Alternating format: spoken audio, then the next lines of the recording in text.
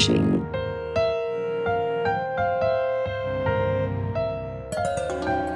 To art of thinking. So I'm here with Paula Wright, who is a scholar in evolutionary theory, human nature, and female intersexual competition. She's the creator of Darwinian Gender Studies online forum, which has been inspired by E.O. Wilson's vision of consilience between the humanities, natural, and social sciences. She's a writer and performer of the science stand-up show, Sexy Isn't Sexist, which is quite funny, about the battle and cooperation of the sexes, Darwin's theory of sexual selection, and the evolution of boobs. And she's also a writer of many interesting op-eds and essays, some of which we're going to discuss today. Yeah. So it's great having you here, Paula. Thanks for doing it. I'm glad you think it's quite funny. I watched it with my wife last week and we were howling at it. We thought it was great. Sorry, I'm just being mischievous. No, it's all right. Be as mischievous as you want. So I was just wanting to ask you quickly before we discuss some of the things that you've written. How did you get involved in all of this stuff with evolutionary theory, human nature, and female intersexual competition? Well, I saw a book on a bookshelf in about the year 2000. And that was around the time that I'd first been given some medication for anxiety. I hadn't been diagnosed with Asperger's at the time, but previous to that, my life had kind of been ruled by what I didn't know was autistic anxiety. And so I hadn't achieved very much in life at all. And then the doctor prescribed me fluoxetine, ostensibly for depression, but I didn't have depression. I was just, and immediately kind of within a week, my kind of world was transformed. And I was kind of free of that prison in a way. And so I saw this book on the shelf and I picked it up and I started reading it. And rather than, just be overwhelmed by the environment around me, I actually began to cogitate, what was inside the book and have ideas that I could actually express when previously I hadn't actually been able to have the cognitive kind of peace to express ideas and all those kinds of things. So yeah, that kind of, it was Robert Wright's The Moral Animal, and it was probably it was the same name as mine, Robert Wright, and we're no relation. And then I picked up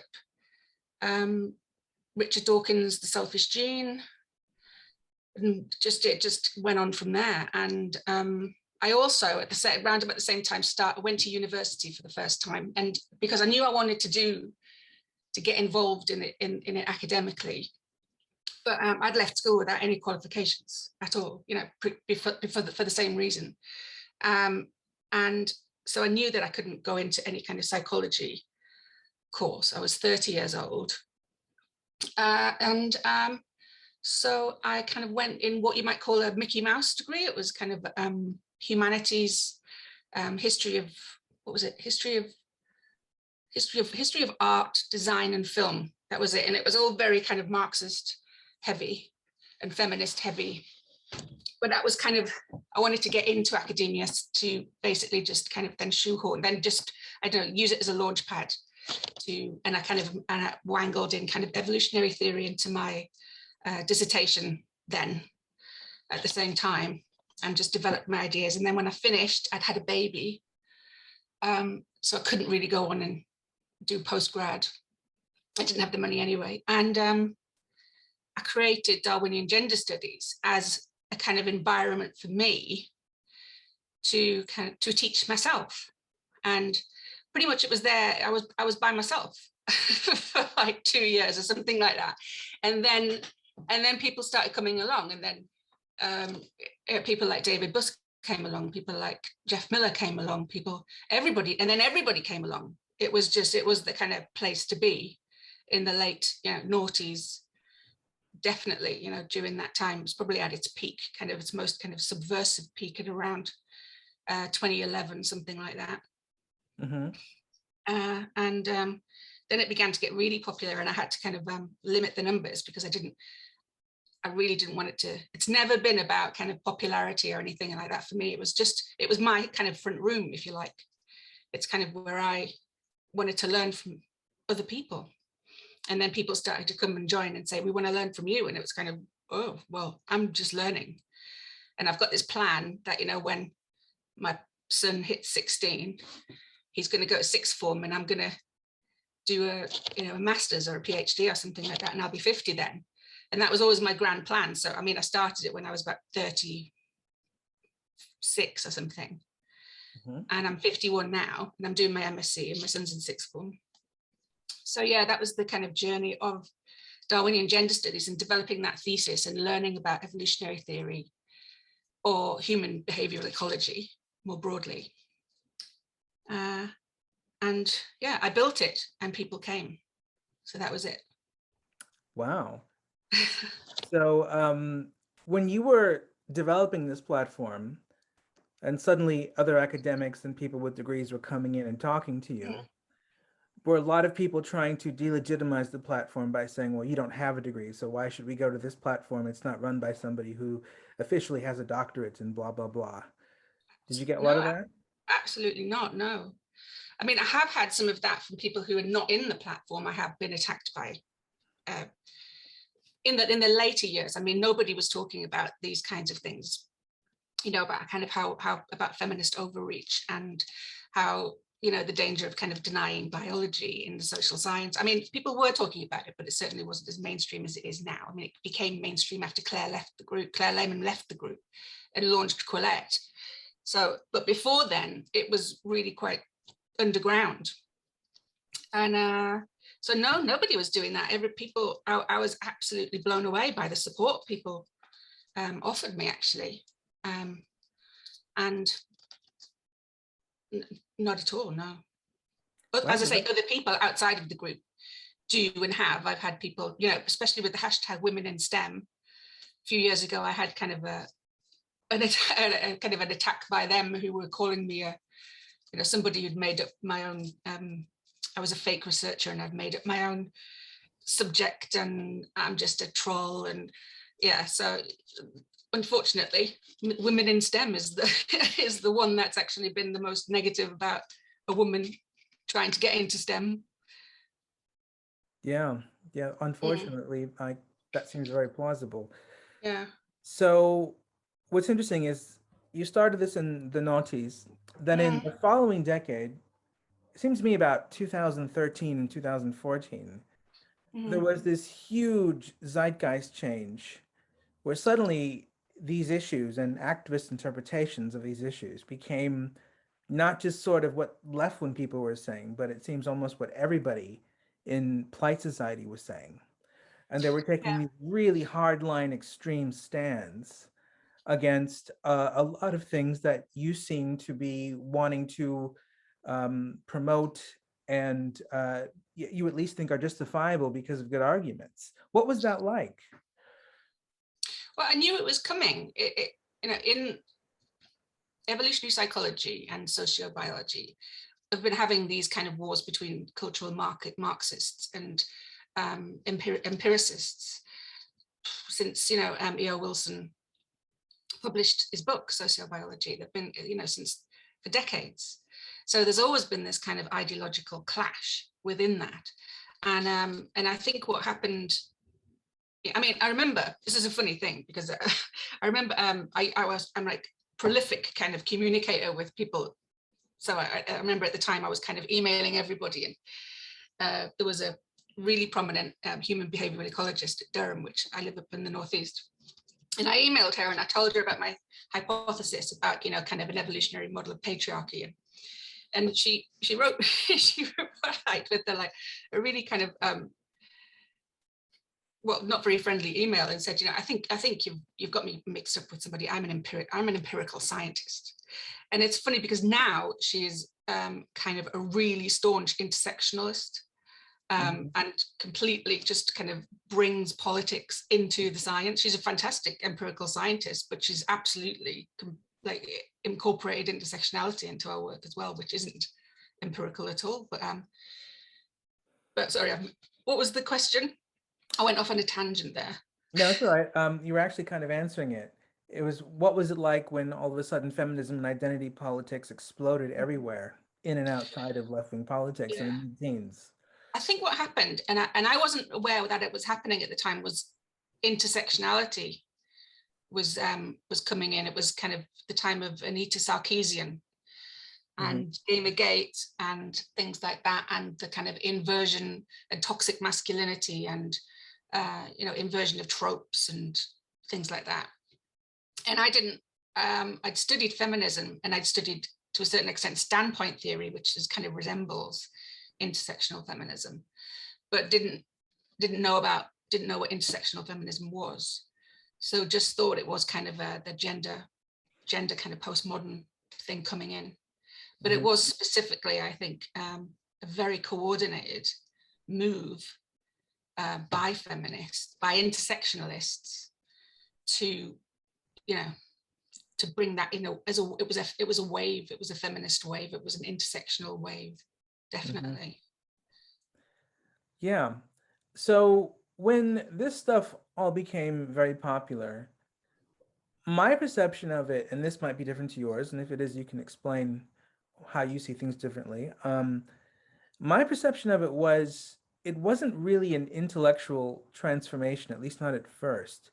It was a wave of kind of anger and verbal abuse that was getting a lot of support from magazines and television, where the anger and verbal abuse was always conceptualized as activists sort of displaying their vulnerability and being upset about quite reasonable forms of oppression. But it seemed quite different from any of the left-wing politics that were happening in the previous decades, even feminist left-wing politics, because it was so unbelievably angry and verbally abusive in how it normally expressed itself in dialogue with others. Did you notice that, or did it appear differently to you? I'm not really sure. I mean, there were certainly kind of, hysterics on both sides of it. That got kind of nasty, these kind of everybody just going at each other isn't pleasant.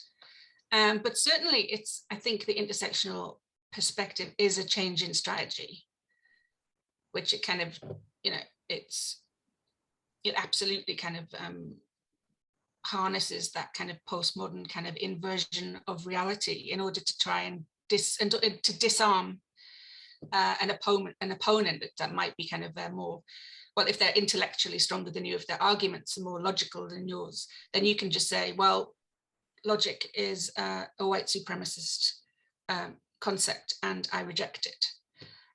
So then, the person, if they're engaging with goodwill and they want to kind of engage, they want to carry on, polite, if they're going to be polite, they have to kind of then go, all right, I'll try and engage with you on your terms, but of course then it's impossible, you can't. So I think it definitely marked a conscious strategy shift. Yes, definitely. Okay. So one of the things you've written about in the articles we're going to be discussing today is you at least seem to be presupposing that this modern version of feminism is a kind of postmodern feminism. It comes from that, yeah. And it's post-feminism actually, because I think in reality, I think feminism as we knew it probably died in the 80s, with the equal rights kind of amendments and things like that. And of course, that doesn't mean that all of a sudden you click your fingers and women have exactly the same rights and respect and money as men. It means, but the mechanisms were in place for that kind of change to happen and over time.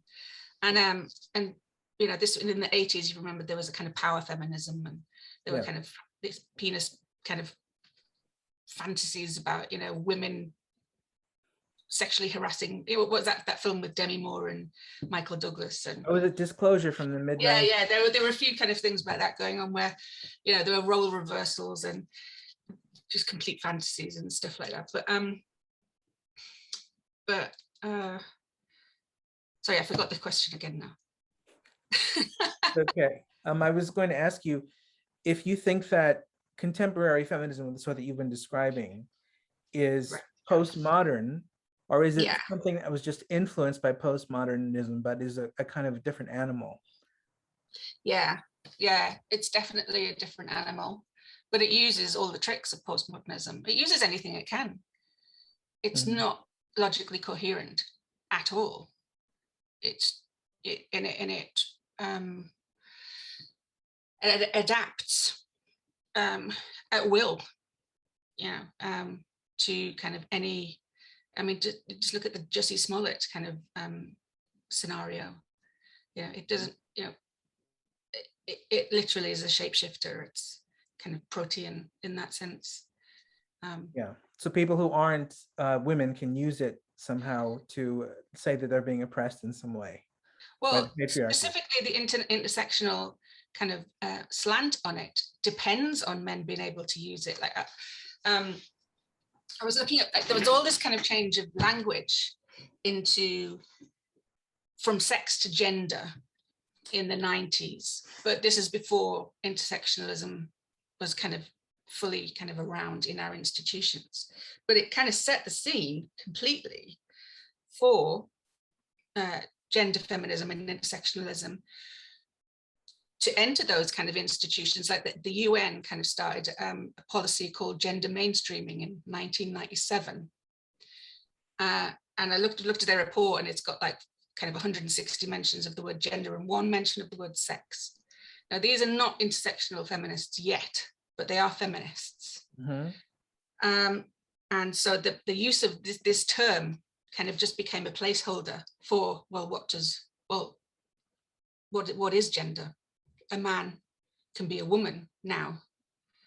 So intersectionality completely fits into all of these holes that feminism left behind, thinking when it was using those kinds of language, it just thought it was kind of, I don't know, being inclusive and what have you, when there would be no massive, anything to pay for that. But unfortunately, when feminism died and it didn't have anything to fight for anymore, it was kind of reanimated with intersectionalism, and into these kind of seemingly innocuous terms. Gender becomes gender ideology and becomes, trans men are women, basically. Now that's where we're at. So if it seems like if we were to break down what the intersectional feminist view of gender is these days, it seems to be gender is a matter of enforceable opinion. So you decide what your gender is, and then if other people don't agree or question you or don't act like your gender is what you say, or they get punished. So that's the first part. And the second part is, these days, sex is determined by whatever you say your gender is. So if I say I identify as a woman, but I don't want to change anything about my body, I could say, well, I have a penis, but my penis is female. Would you say that's correct? Yeah, that's basically it. And it works with intersectional feminism. It works with all kind of iterations of feminism, because always the goal of feminism has never been to actually help women. That's always been a secondary kind of marketing strategy. The primary goal of all feminism since 1970 is to dismantle patriarchy. Now, and dismantling the categories gender, sex and the family, and heterosexuality, these are all completely kind of fine. These are all kind of part of the plan to dismantle patriarchy. But whether they help women or not, but that's never been the goal of feminism, certainly not since 1970. So it's sort of presupposing that the patriarchy sort of a priori can't help women, and it must be dismantled if you want to help women at all. Yes. Oh yeah. I mean, that's everywhere in the feminist canon since 1970. You can't, you trip over it everywhere you look. From bell hooks to Brown Miller to Marilyn French, and everywhere today, from, it's patriarchy. And I don't even know that some people who call themselves feminists understand what they mean by that. It just is this door that they think they have to break down. They've got no idea what's behind it. they've got no idea, or if it's, what the walls are holding up. It's kind of just something that it's a battle cry. That's it. Well, this may seem like a silly question, but what do you think patriarchy actually is? Well, I do have a kind of hypothesis about this. I think I can try and stick to my line of thought without tripping myself up. I did write a piece a few years ago called In Defense of Reformed Patriarchy, which, I think patriarchy is just our fitness landscape, right? We call it, it's an adaptation from the anthropological kind of observation that generally kind of power and resources go through the male line in societies, in generally all societies, okay, apart from a few ecologically kind of very odd ones. And from that, the feminist theory then extrapolates that it's been developed to do that. It's not something that's kind of evolved by itself. Say, you could say that, from an evolutionary sense, you could say, going back millions and millions of years, or thousands of years for humans anyway, that the genetic line is kind of carried through the female side of society, because the mother knows always who the father of her children are, but men don't. So to some kind of degree, men have kind of wanted some kind of I don't know, they just needed something of their own to say, well, what can I be sure of? All right, I'll have the name. It's definitely your child. I love you, and I believe that it probably is my child. But just to make sure, what is the exchange in that? And it's kind of, well, the child will have my name, and the child will have my resources because of that, So it's a kind of really deep kind of evolutionary exchange of trust between, because human females, because of concealed ovulation and internal, they get pregnant internally. Men do have, and always have had to take that on trust, Mm-hmm. So it's kind of a trade-off, the fact that resources now then go through the male line, and genetics, go through the female line. Okay. So I've gone off on a tangent then, so. No, it's okay. So how does this manifest itself in what feminists see as gender differences expressed in social norms? Well, what they see there, gender differences expressed in social norms. Give me an example, I don't know. Well, feminists would say that it's very unfair and socially constructed, for instance, that we assume that women are interested in babies and cooking and not being superheroes. So is there anything in what you've described biologically that would explain this social norm? Yeah. I mean, I have to couch everything with, the phrase on average, because there are, women who book the trend and men who book the trend, and there are, just people who just don't subscribe to these kinds of things. But generally, on average, it's men kind of covet those kinds of things because women covet the kind of men who have those things. And vice versa. It won't make any difference to a woman's fitness if she, I was thinking about this morning, what was it? It won't make any difference to a woman's fitness if she goes out and she's the CEO of, I don't know, she's Bill Gates, right? She becomes Bill Gates. Bill Gates, plain guy, has the opportunity now to kind of to meet lots and lots of women. And if he so chooses to kind of have sex with every one of them and possibly inseminate every one of them. Okay, if Bill Gates was a woman, right? Now Bill Gates could have sex with a different woman every day, this woman can have sex with a man every day, but she's still going to get pregnant once, and that pregnancy is going to last 9 months, and then she's rich, so she can probably get nannies and wet nurses and stuff. So she'll kick out, but they don't want to.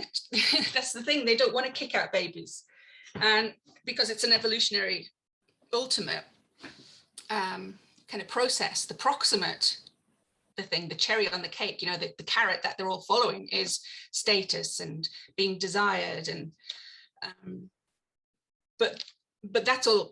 Evolution is manipulating people with that in order just to pass on the genes that are inside you.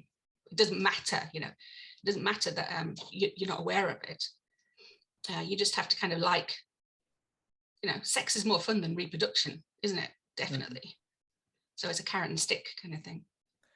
So feminists would say that social difference between men and women in that norm is not something that comes from biology, but is in fact an oppressive social construction created by men to keep women down, correct? Yeah, they would, yeah. And it absolutely does come from biology, but that does not to say that it can be manipulated by the culture, to absolutely, literally oppress women, say in theocracies and things like that, where, male intersexual competition is really high. Polygyny is, licensed, it's legal. So that means there are a lot of men who don't have anybody and a few men who have, more than one wife. So that completely kind of skews their operational sex ratio. And it creates male intersexual competition, more intense male intersexual competition, which means that women become really vulnerable when they're not with their male, what would you call it, their protectors. And they need to be protected because there are desperate men out there who are willing to kind of, just, they're not going to ask you. They'll do terrible things to you. They'll, in order, for whatever reason. I mean, that's what kind of, that's what happens in those kinds of societies. Well, that's why women, to a certain extent, are, closeted. It's to a certain extent to protect them, but it's also, and the chauvinism that goes with that is completely different. The chauvinism, I think, rather than, I think men and women are equally as capable as chauvinism. And I think what feminists call chauvinism a lot. Sorry, what feminists call misogyny is actually chauvinism. The real misogyny that I've kind of witnessed recently is in that kind of trans ideology that is just trying to kind of erase the idea that a woman is a stable category. That's quite profoundly misogynist, I think. Okay. So going back to the feminist explanation of these differences that you've given an evolutionary alternative to in your explanation, do you think there's a tension between saying on the one hand that we have all these oppressive social norms that were created by men to benefit men at the expense of women, and we've had them for presumably thousands of years, and yet men and women are the same? Because presumably if they were the same, why would one do all this oppressive stuff and the other be passive? Well, they're not just created by men. And this is where if we get back to the question of patriarchy, women create patriarchy, this idea of, anyway, what feminists call patriarchy. Because the interests of women are not always aligned. And certainly when it comes to kind of things like kin, you look at kind of mother-in-laws, for instance, are much more likely to invest in their maternal grandchildren than their paternal grandchildren, because, and this isn't a conscious thing, this is just an observation, and it's a robust observation, and it might even be a small observation, but it's across a globe, it's a really significant observation. And the same, it's women, and women are party to in honor killings. I think Phyllis Chesler kind of researched this. In honor killings, women, they don't pick up the rocks and throw them, but they start the rumors and that, so we're all culpable, men and women, in these systems. It's certainly not a case of one being kind of forced on the other. I mean, and the systems are always going to be different depending on the ecological kind of stresses that population is going to be under as well. Like, we live in the West in a pretty much an environment where there are hardly any ecological stresses, in something called ecological release. We don't have to go and look for our food.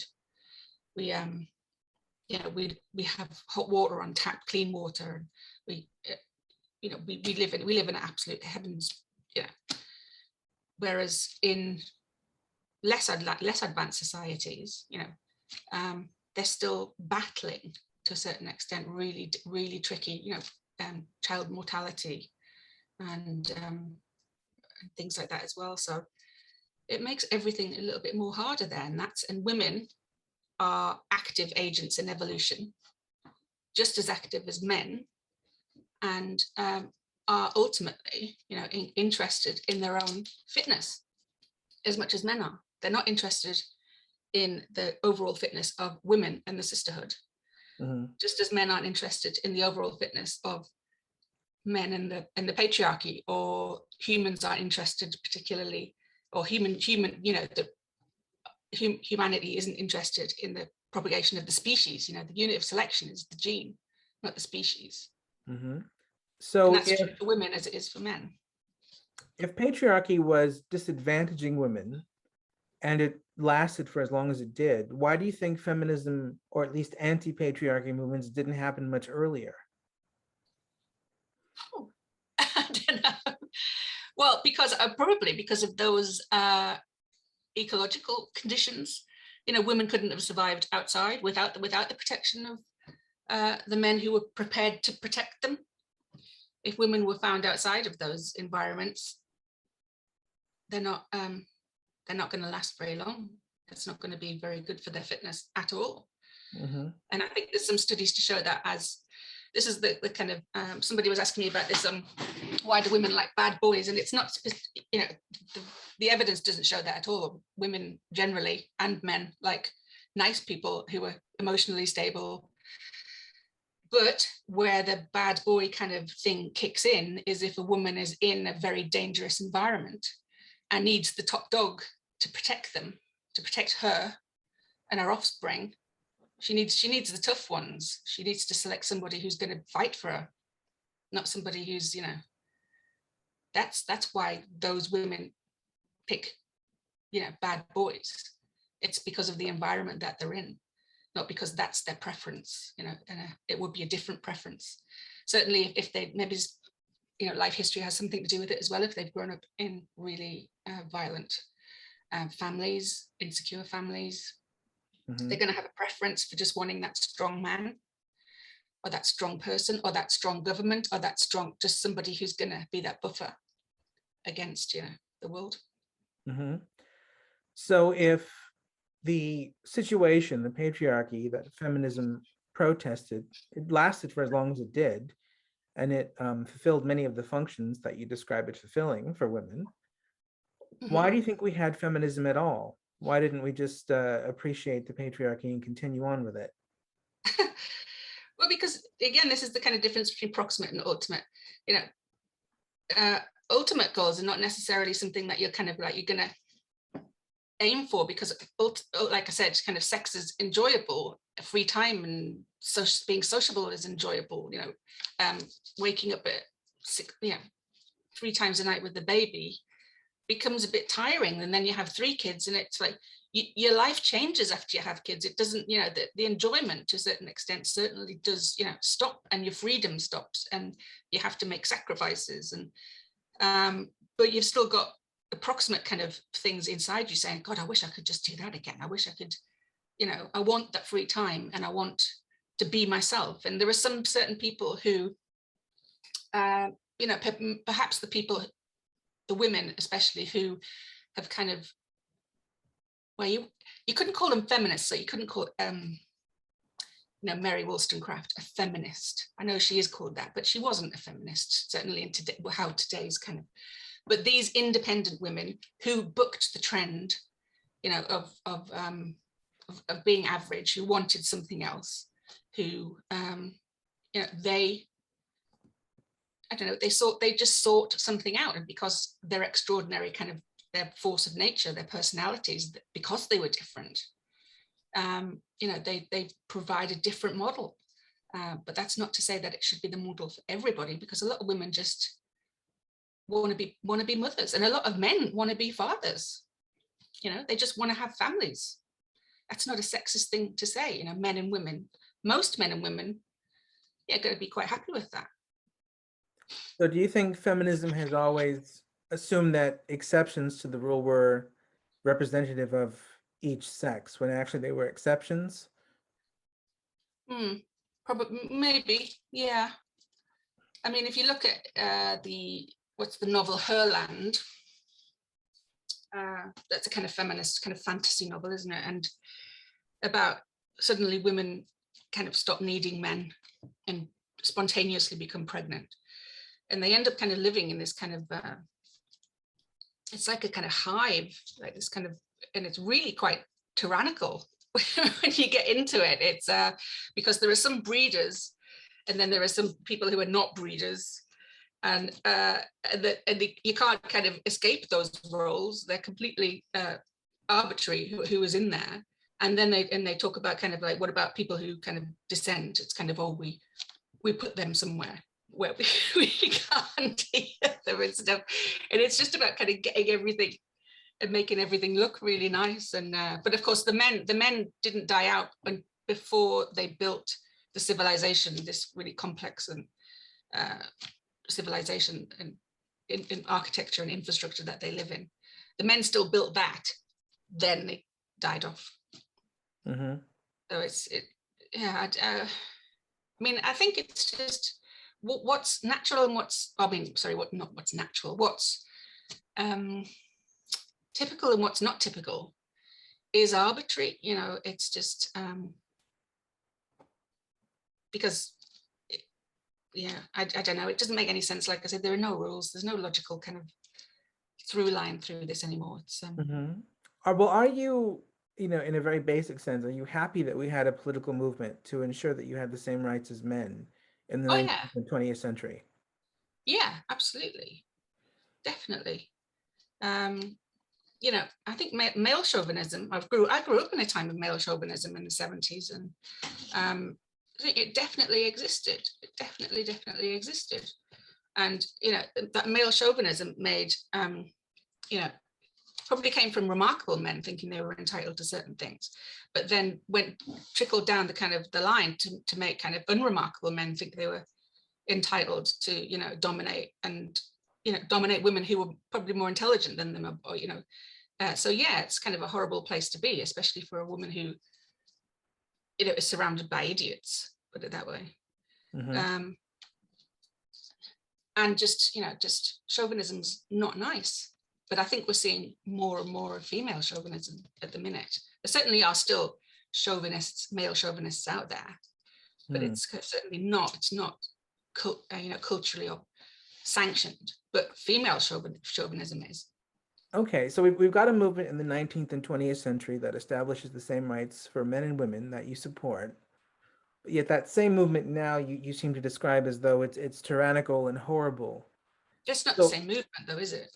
What's the cutoff date where it goes from being a good movement to becoming a bad movement? Well, I don't know. I mean, there are problems, because there are problems with humans in anything. Okay, the movements are never pure if they've got humans in them, because humans are messy, shitty, hypocritical things, or no matter who you are or what you believe, that's always going to be the case.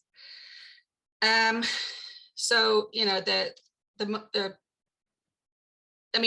early kind of feminist, there's the suffrage movement, which was trying to kind of work with government to, for equal rights to gain for female vote, but not just female vote. This is why Mary Wollstonecraft wrote not just about women, but about men, because there's So I'll not go into that.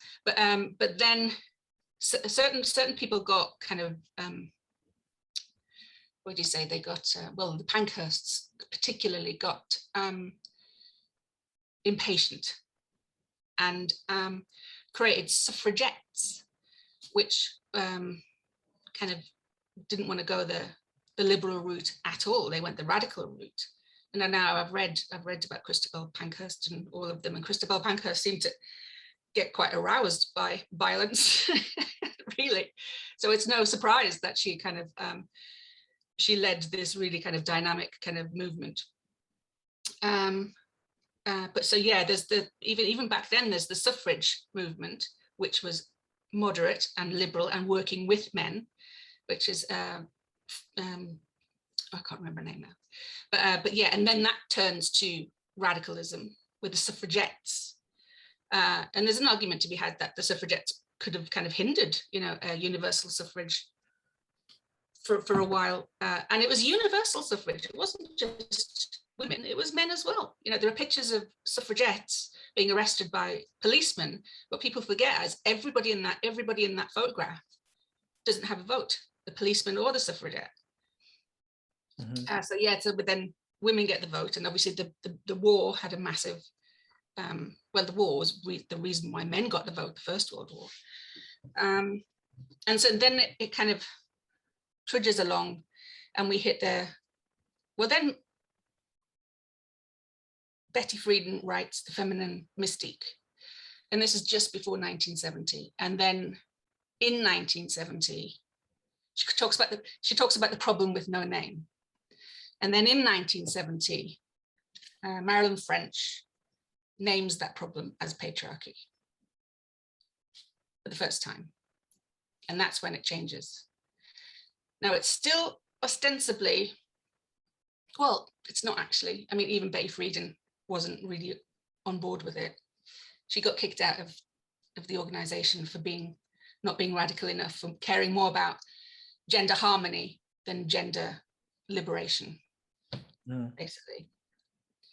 And then, and the radical feminists, these are now radical feminists, they adopt kind of postmodern perspectives, not because they're any better than positivist perspectives, just because they're different and they stand contra to what patriarchy created, which is not a very clever idea, I don't think. Okay, but it's that decision that's kind of led us to where we are now today, in the kind of ridiculous hole of illogic that we're in.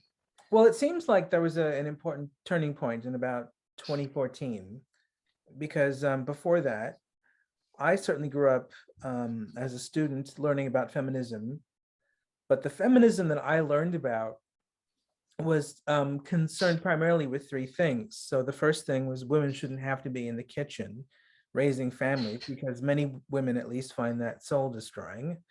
They want to have careers, or at least not be family oriented. That was the first prong of it. The second prong of it was that it's degrading or morally objectionable in some way for women to be used as eye candy and for women to be seen as sex objects. And the third aspect of it was men are hampered in by gender roles too, because they have pressure to be breadwinners and be masculine and be fathers and all these kinds of things, and boys don't cry, blah, blah, blah. Yeah. And it seemed like after 2014, the feminism accelerated in its anger, but those sort of three positions that it was very much about prior to 2014 became much more complicated and confused. What do you think? Yeah, well, I mean, that's what Betty Friedan was talking about, that problem with no name was that kind of where women had suddenly become, and this is probably as it's based in the kind of Victorian Acton Angel in the House type of thing, where women were kind of, when they married, they couldn't work, they became just, certainly middle-class women anyway. And they became isolated, they just ran the house and the staff and things like that. And then in the mid 20th century, this kind of middle class thing where it's had about women just being stuck in these kind of houses with all these gadgets, but with absolutely nothing. You know, humans are social animals. They're like you think about it as a chimp kind of in a cage that's just being provisioned to the extent that it's just banging its head off the wall because it has nothing to do, you know. And then kind of zookeepers kind of realize, oh well, if we hide their food, actually it'll stimulate them a bit more. It's kind of, so rather than just kind of being provisioned constantly, and like humans and animals, you know, need some selection pressures. They need something to rub up against, you know, in order for them to kind of feel that they're alive, that they're human, that they have a life to lead and stuff. And the kind of endless kind of, well, this is the kind of UBI kind of thing, isn't it? As I don't really know what that would do. I think people are kind of pulling their hair out already because they don't have enough selection pressures. They think they want more security, but the problem is that they've got too much security. They need to go out and kind of, I don't know, have a little bit more risk and just experience life, or the thrill, you know, of life, and sometimes the danger of life. You can't kind of, life isn't a safe space, is it? It's kind of, well, that's what happened. That's death. That's when you're dead. But so yeah, just kind of the angel in the house Victorian thing was what Betty Friedan was talking about, and women as sex objects. I mean, this is the side of Me Too, you know, that I kind of do agree with. You know, you look at kind of what Marilyn Monroe and people like that, and everybody in that industry, but and they still go through, you know, because you don't become a multi-million-dollar, you know, film producer without being a bit of a cunt. And I've been an actor. I was an actor for, you know, before any of this. And, you know, the defining characteristic of producers is that they are cunts. Whether they're male or female, they are absolute cunts, and they're driven by something and they get it done. That's what defines a good producer. Not their empathy, not their kind of way to, you know, to lead and all this kind of thing. They're a really blunt tool. So yeah, those kind of environments, and all over, and you know, backed up again with this chauvinism that, you know, even mediocre men think that they deserve these kinds of perks. It doesn't make for a very nice place for women. Mm-hmm. So that side of Me Too, I absolutely, you know, applaud. But the co-option of it, again, for less of a humanitarian perspective, and for an ideological push, you know, to push an ideology, to push feminist theory, patriarchy theory, toxic masculinity, which don't have any kind of nuance to them whatsoever, which don't tell us anything. They just create kind of, build walls between the sexes, not bridges. Okay. But I suppose what I'm curious about is, do you think that the problem of the bored housewife, or the woman as sex object in a certain industry, are those political problems that, you know, demanded a political movement that said women are oppressed, or do you think those were actually mistakenly co-opted by political movements because they weren't really political problems at all? They were sort of technocratic problems. Perhaps. I'm not really sure.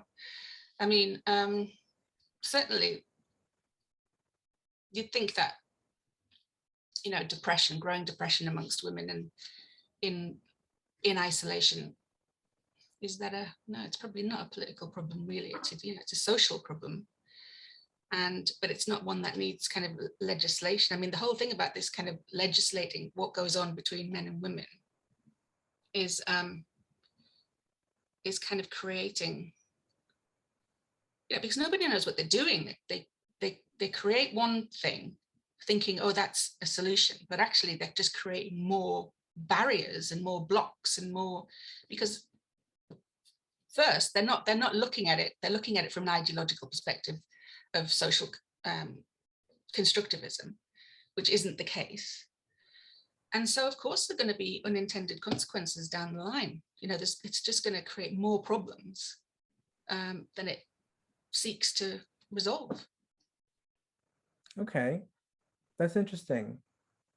So with Me Too, that's a very fascinating set of issues to untangle, because there's the issue of whether or not Me Too is representative of men and female interactions in the workplace generally, or whether it's movie stars sort of projecting their particular highly privileged, highly, coke addict environment onto the rest Yeah, of the world. it's pretty toxic, that environment. Yeah, that But is. there's also another criticism that comes at Me Too, which is Me Too is trying to solve a problem which isn't really political. It's about the movie industry. It's not about the world at large, but it's trying to do it through illiberal means by getting rid of the due process rights of all men, even men who aren't movie producers who harass women. And in Mm, that way, it's an illiberal movement rather than a liberal one. Would you agree yeah, with that? well, it's become that, definitely. Yeah, it seems to kind of want to outlaw heterosexual engagement, which again, it kind of plays into the intersectional feminist kind of agenda, which is to dismantle patriarchy and dismantle kind of male roles and female roles, and the family, all of that kind of thing. So it kind of all comes into one. So yeah, I mean, it has that obviously there are at the center of all the kind of these things, the death of Sarah Everard was a tragic, really tragic thing. And now people, but feminists kind of grabbed hold of it, before she was barely, cold, and made it into a political issue. And that was really kind of quite disgusting. Mm-hmm. Also, another thing which is very fascinating about the kind of sexual politics of the post Me Too world is, at first glance, you might think it's a very puritanical kind of new set of social norms, but it seems, I don't know if you agree with this, and if you don't, you can explain why, but it seems to me at least that it's very much like it's like going back to the 1950s for men. It's wanting men to be gentlemen who don't express their sexuality and wait for women to feel comfortable and don't make cheeky remarks and all that kind of thing. But for women, it's the 60s. You can do whatever you want. And if anyone says a woman is making me feel uncomfortable by expressing her sexuality, that person is a slut shamer. Mm. So there's an asymmetry about what's accepted and promoted when it comes to sexual expression, whether it's coming from males or females post Me Too. Do you see that? Yeah, well, that's kind of part of the lack of logical progression within this, or logical, it doesn't add up. None of it adds up. It's just arbitrary. Mm-hmm.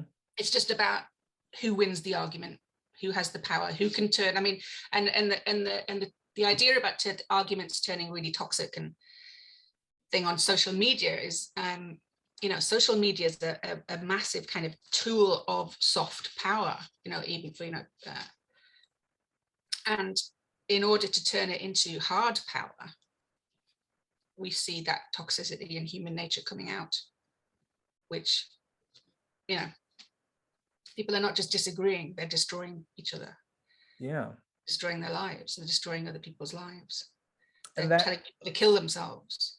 mm-hmm. And that's a kind of a way, that's an expression of them trying to turn soft power into hard power.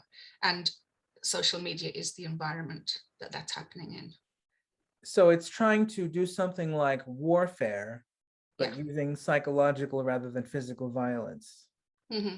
Yeah. So far, I did wonder at some point, well, it's all right if it's happening online, because maybe it's kind of like it's heading it off at the pass, it means that there's not going to be any direct, but I don't know if that's going to happen. I don't know, people seem to be getting more and more aggressive and more sectarian, and I don't think it's going to end well. And on that note, let's talk about one of your articles that you've written on this topic, which leads into a lot of other issues that are very interesting. Mm-hmm. And it's called "The Cure for Feminism is Not More Feminism." Mm-hmm.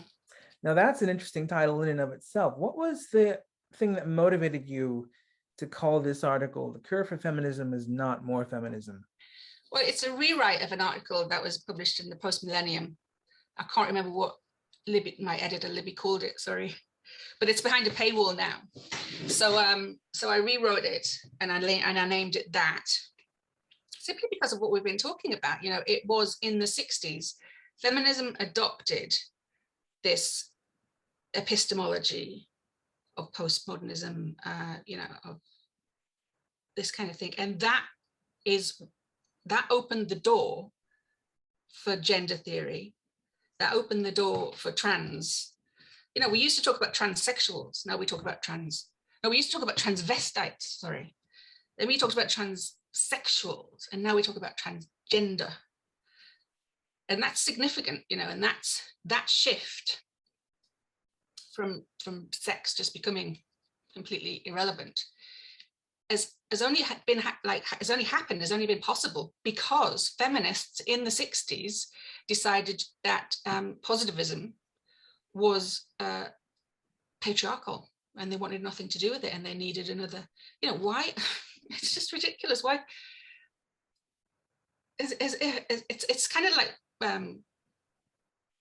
critical race theory saying, you know, what is it? They call it the poverty of, I can't remember, but it's just really deeply insulting to women to suggest that they can't be logical, or that they can't, you know, or they can't thrive in the scientific method, or it's just ridiculous. It is really, really offensive. I find that really sexist.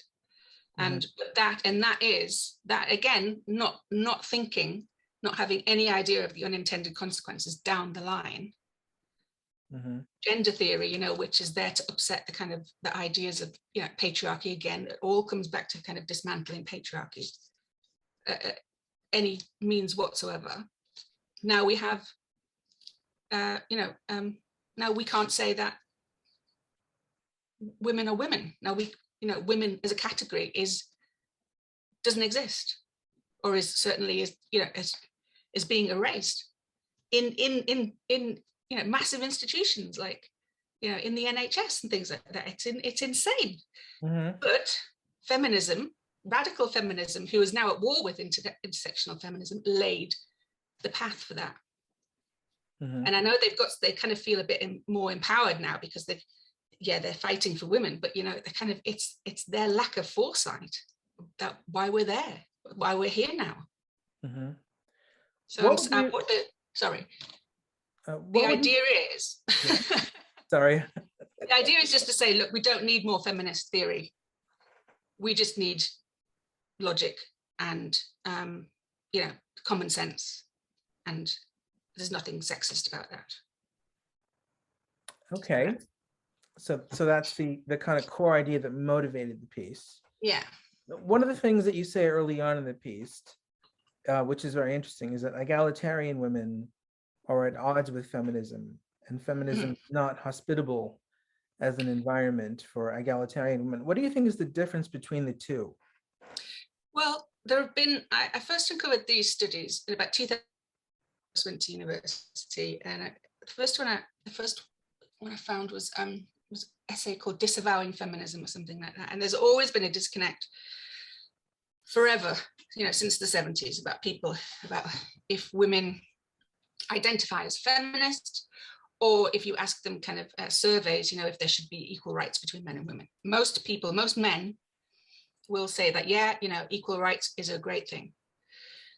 But ask them if they're a feminist, they'll go, I don't know. No, I don't really. And why is that? Because feminism comes with this kind of ideological bag of bricks, you know, it comes with patriarchy theory, it comes with all, and feminists to kind of pretend that it doesn't, but it does. And that's why most people don't identify as feminist, male or female. I think it's only about 12% in the UK. So, but people who call themselves feminists are vastly overrepresented in institutions of power, like, you know, Parliament, in the media and academia. So they are really kind of representing a very small demographic of people. Okay. So what would you say to the argument that given the social norms we have now in polite society, everybody has to self-identify as feminist in order to get by? Yeah. But that means actually there's now quite a wide variety of different beliefs about gender. under the heading of feminism, because feminism doesn't necessarily tell you what kind of a feminist you need to be. No, it just, yeah, well, which is the confusion, because, you know, radical feminism, intersectional feminism, feminists are literally in a war of attrition over the brand name feminism. But, you know, most people, you know, aren't actually either in position of power, either, aren't in the media. So there's a corresponding, you know, thing to that as well. Whereas it's just really, it's kind of, I mean, I guess kind of people like me who, you know, I don't fit in the mainstream, I don't fit in those kinds of things. So I can only kind of use my wits to kind of try and make a living. And unfortunately, they're a bit too kind of, I don't know if I'd say sharp at the minute, but maybe it's a bit ahead of the curve in terms of, you know, just seeing, well, certainly from the perspective of evolutionary theory, just having that perspective of female intersexual competition and knowing that, you know, the idea of this sisterhood, that all women are aligned and that thing is a myth. It's not true. And you know, and experiencing over the last 10 years, you know, I've had a huge amount of lessons in that. So yeah. So would you say that if you're if you're self-identified as a feminist, there's still a lot of pressure on you, not simply to call yourself feminist, but to also have mainstream feminist beliefs too? Intersectional. Yes. Pronouns are how that is identified. When I re-registered with uni this year, this wasn't last year, now they're asking for your pronouns. That's an institutional kind of insert. So now even people who don't think they're feminist, who are not feminists, they might just go, oh, what, I don't know, I'll just, and click it. So now they've got pronouns, but they're not intersectional feminists. But to the intersectional feminists looking, it's kind of, well, that's the mark, that's our mark, that's how far we're, you know, pushing into mainstream society. So, and if you don't have your pronouns, yeah, well, that means you're a fascist. Yeah, no, I know from personal experience, because I've been asked my pronoun and I always say I don't have any. And that makes people more angry than if I say things like my pronouns are ze and zer. Yeah. Yeah. So one of the things that you've said in this piece is you say, quote, during the hormonally saturated mid-teens of the 21st century, a still nascent cancel culture would find its feet via the practice of no platforming, ironically, once a tactic employed against self-proclaimed fascists and Holocaust deniers, today used against implicit fascists by explicit Holocaust deniers, unquote. So when I read this, I was thinking, okay, so you're talking, I would think about people on the left, and you're describing the people on the left as implicit fascists. How does that work? Implicit Holocaust deniers. Implicit Holocaust deniers? Yeah. There was just, I mean, in the UK, there's been a big problem with the Labour Party and anti-Semitism, which is what that kind of is, a little sly joke, basically. Okay. So are you saying that the left's anti-Israel stance, which it's had for some time now, is kind of morphing into rather extreme views such that the Holocaust never happened and things like that? Oh God, I mean, conspiracy theories are much more common now because of social media. And I mean, the proper socialists have kind of pretty much always been anti-Semites. You know, because of what they think is the money connection. And you know, certainly in Soviet Russia, you know, there were pogroms. It wasn't just Germany. And so, I mean, it's got a really deep history, anti-Semitism and socialism. Okay, what would you say to the argument that the mainstream left, even the mainstream socialist left, is anti-Israel in terms of the Israeli government, but it's not Holocaust denying. You have to go to the extreme fringes to find views like that. What would you say to that objection? Oh, I don't think you have to go to the extreme fringes. I think, what we're finding now on because of social media is we know what everybody, we know what we think, and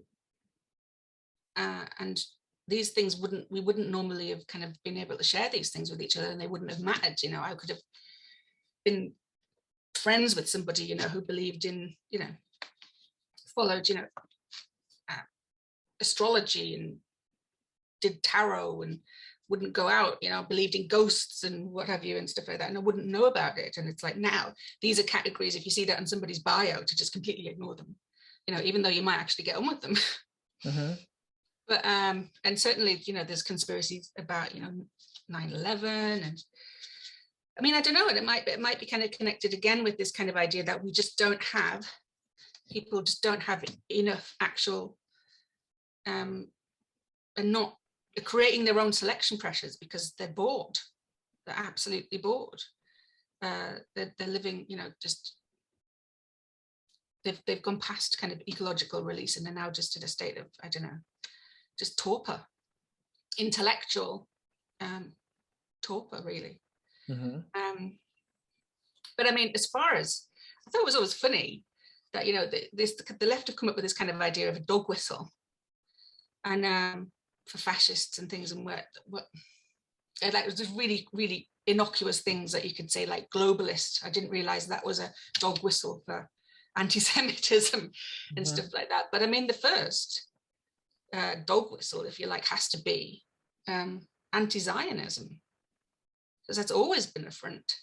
People can for anti-Jewish sentiment. It's always just been that kind of, I'm not criticizing Jews, I'm just criticizing the Israeli government. And it's kind of, well, all right. But I mean, that has to be the first dog whistle, surely. So are you not persuaded by the leftist who says, I'm not saying anything about Jews, I just think that Israel has occupied Palestinian land, they're supported by imperialist American powers, and that's why I support the Palestinians and want to free them. It has nothing to do with Jews as an ethnicity or race or anything like that. Are you not convinced by that argument? I'm not convinced, but I'm not sure that person is, a born in the world anti-Semite either. But they've accepted the tropes of that, definitely, because the Palestinian Hamas don't give a shit about the Palestinian people. If you care about the Palestinian people, then complain about Israel and the Palestinian Authority, because it's the Palestinian Authority that are the ones that are kind of absolutely abusing the people more than anyone else, in my opinion. So, you can't just say Israel is doing this, because, the Palestinian Authority are doing it as well. So you think even within the arguments that are attempting to not bring race into it, there's implicit double standards where Palestinian anti-Semitism is being ignored and Palestinian oppression of Palestinian people is being ignored as well? Yeah, because it's handy for intersectionalism, for bringing down patriarchy. Interesting. All roads lead to the patriarchy, to the dismantling of patriarchy. Even the idea that, institutions constantly being sued. It's like, how much money is, is this kind of dismantling patriarchy,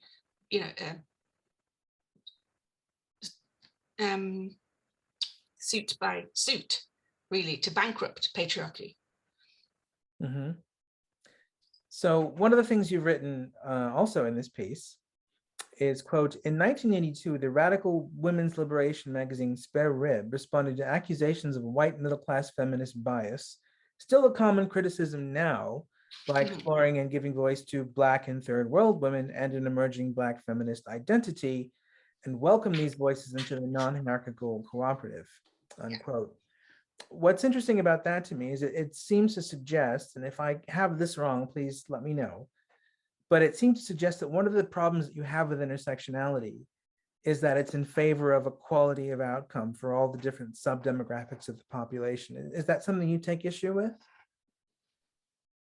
Quality of outcome is something I take issue with. I'm not sure if it's connected with sub-demographics. I don't know what that means. But Well, equality like wanting Black people and white people, women and men, trans and cis people to have all the same statistical advantages in society. That's impossible. You know, even the most, you know, there's a battle in evolutionary theory, you know, between gene selectionists and group selectionists, you know, but the fundamental rule in all evolution is that, you know, for evolution to happen at any level, you need variability and fitness differences. If everybody's the same, it's just going to get overrun by parasites, and that might be what we're seeing now. You know, absolutely. Who knows? You need variability in order to be healthy. Okay, so if you have two populations, let's say Black and white people, and statistically one of them is more likely to be put in prison than the other, are you going to reject the assumption that racism must explain that difference? No, I'm going to just reject the assumption that racism only explains that difference. Okay. Because certainly if you could look at something like, you know, in South Africa, you know, in the 80s, that clearly racism was a massive, you know, in apartheid, South Africa was a massive issue, an institutional issue. And does racism exist? Yeah, absolutely. Are there racist police officers? Yes. But I don't subscribe to the idea that only white people can be racist. You know, racism is just a form of bigotry for me. It's and all humans can be bigots. Mm-hmm. All of us. So, interesting. So do you reject the hypothesis that racism is systemic? Yeah, I think it's more deeply kind of embedded in just human nature and tribalism, or, you know, sectarianism, things like that. So it's about human psychology rather than systems. Yeah, yeah. And ignorance of those, that psychology is kind of, you know, why things go awry.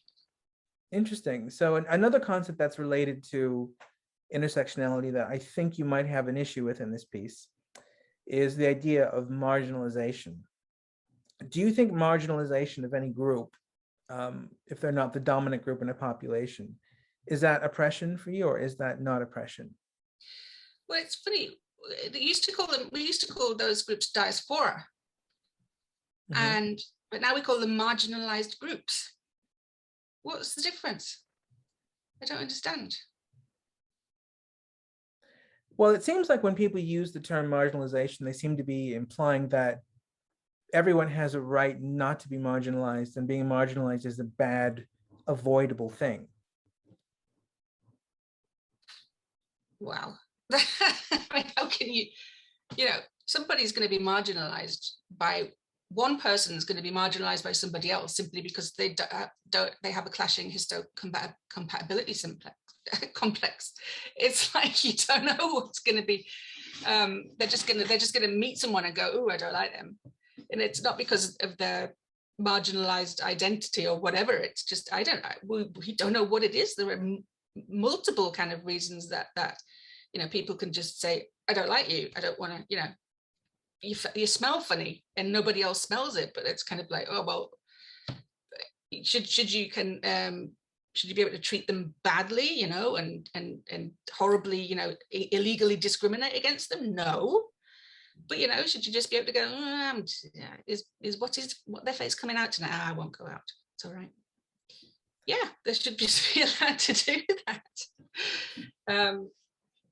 Because that's, you know, again, variability and fitness differences, and we're attracted to different people for different reasons, and we don't know why yet. So yeah, there's still loads to kind of find out in that sense. Okay. Do you believe that transgender people today are marginalized? Probably. I think that probably the certainly ones that don't pass. Yeah. definitely. That's like, you can go out into the world, but you can't legislate, like 2% of all populations are going to be absolute, psychopaths and assholes. And you can't stop those people from, being who they are. You can't identify them at birth and put them in prison, or gag them or whatever. They reveal themselves as they abuse people, unfortunately. And so I mean, but judging, the 98% by that 2% isn't the kind of way to improve things. I don't think. It just alienates people. Okay. Do you see the marginalization of trans people by that 2% as a political problem, or do you see it as more of a human nature problem we can't do anything about? Oh no, you can always do something. But, culture can always ameliorate these things. But we can't get rid of it. We can't. Controversial kind of thing. We can't end violence against women. We can't end violence against men. We can't end, burglary, rape, murder. We can't end those things. We can only ameliorate them. And knowing, what the kind of that critical level is where we're doing something well and not going over that and pushing it too far and creating, an oversteer in the opposite direction is the tricky thing. So one thing you also write in this piece is you say, everyone who has something nuanced to say about trans activism is labeled a TERF, whether they're feminist or not. TERF meaning trans exclusionary radical feminists. Yeah. Why do you think this is? Well, it's just, because I don't think a lot of the people who invested in this kind of ideology care about the actual ideology. I think they're just kind of part of that 2% dark triad people who just like being disagreeable and get a kick out of conflict. So yeah, that's why. Interesting. So is ironically, you think the term TERF a way of marginalizing anybody who says dissenting things about trans activism? Yeah, absolutely. And TERFs are a minority, so therefore probably are a marginalized, group, logically, by the same logic. But as I say, there's no consistency there. Interesting. So another thing you do in this piece is you distinguish between radical feminists and intersectional feminists. You say radical feminists only want liberation from patriarchy and maybe capitalism. Intersectional feminists, those feminists who were warmly invited in by the radicals, want liberation from white, cis, hetero, capitalist patriarchy. So they're all aboard the family and gender disrupting trans train. There's a couple of things I wanted to ask you about this. These are all kind of jokes as well. These are all points put in jokey kind of form. So it sounds really weird when you. That sounds quite funny, actually. I thought it was hilarious. But so I suppose the first thing I want to ask you is, why do these people combine all of these different things into the subheading of patriarchy, whether it's racism, the pressure to not be transgender, the pressure to be heterosexual, capitalism? It seems almost like anything that sort of grounds and allows the prosperous West to express itself that way is a target under the heading of patriarchy. Why is it going in this direction? Why is it going in this direction? Well, again, I don't know. Are they searching for things to fight against? Are they creating their own selection pressures? Are they creating, monsters under the bed because there are no monsters under the bed anymore? And I mean, certainly there are still very significant problems in societies and stuff, but these kind of massive kind of meta narratives, they I don't know, it's like, you'd think people have better things to do, actually living their lives, which is hard enough, getting a job, having a family, But then there are these other people who want to dictate what those people, how those people get those things and have access to those things, which are the ones that are mostly kind of, present on Twitter and in, what do you call it, social justice kind of things, which seems like just more like kind of way to punish people who are dead, because the whole kind of reparations thing and stuff like that, it's kind of nobody's, well, I mean, there's a massive thriving slave trade in Africa and Asia at the minute, but nobody seems to care about that. But yeah, just kind of making people who are alive today pay for the sins of their ancestors. Yeah.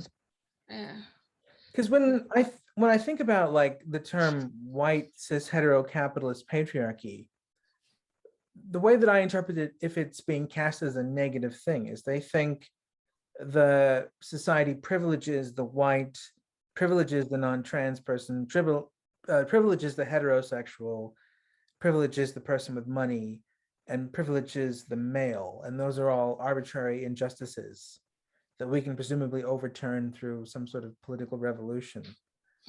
Is that how you interpret what they mean by that? I don't know, it's odd, isn't it? It's kind of, it seems like they're talking about the normal distribution. They're kind of making war on the normal distribution, but of course, men and women are equally represented in the normal distribution, so that's clearly not really a real kind of tyranny. But it's, so they, I guess, the people at the tails. But again, I'm a member of the mainstream here because I'm born in a country that where I'm born in the indigenous. I'm an indigenous kind of person of England. My family comes from Scotland and Ireland and all that kind of thing. And but so I'm lucky. So I'm just not kind of marginalized in that sense because of where I am. But Black people born in Africa or Jamaica are not marginalized. They're not that kind of, they're the mainstream there. So I mean, yeah, it's kind of falling apart as I'm trying to think about it in my head.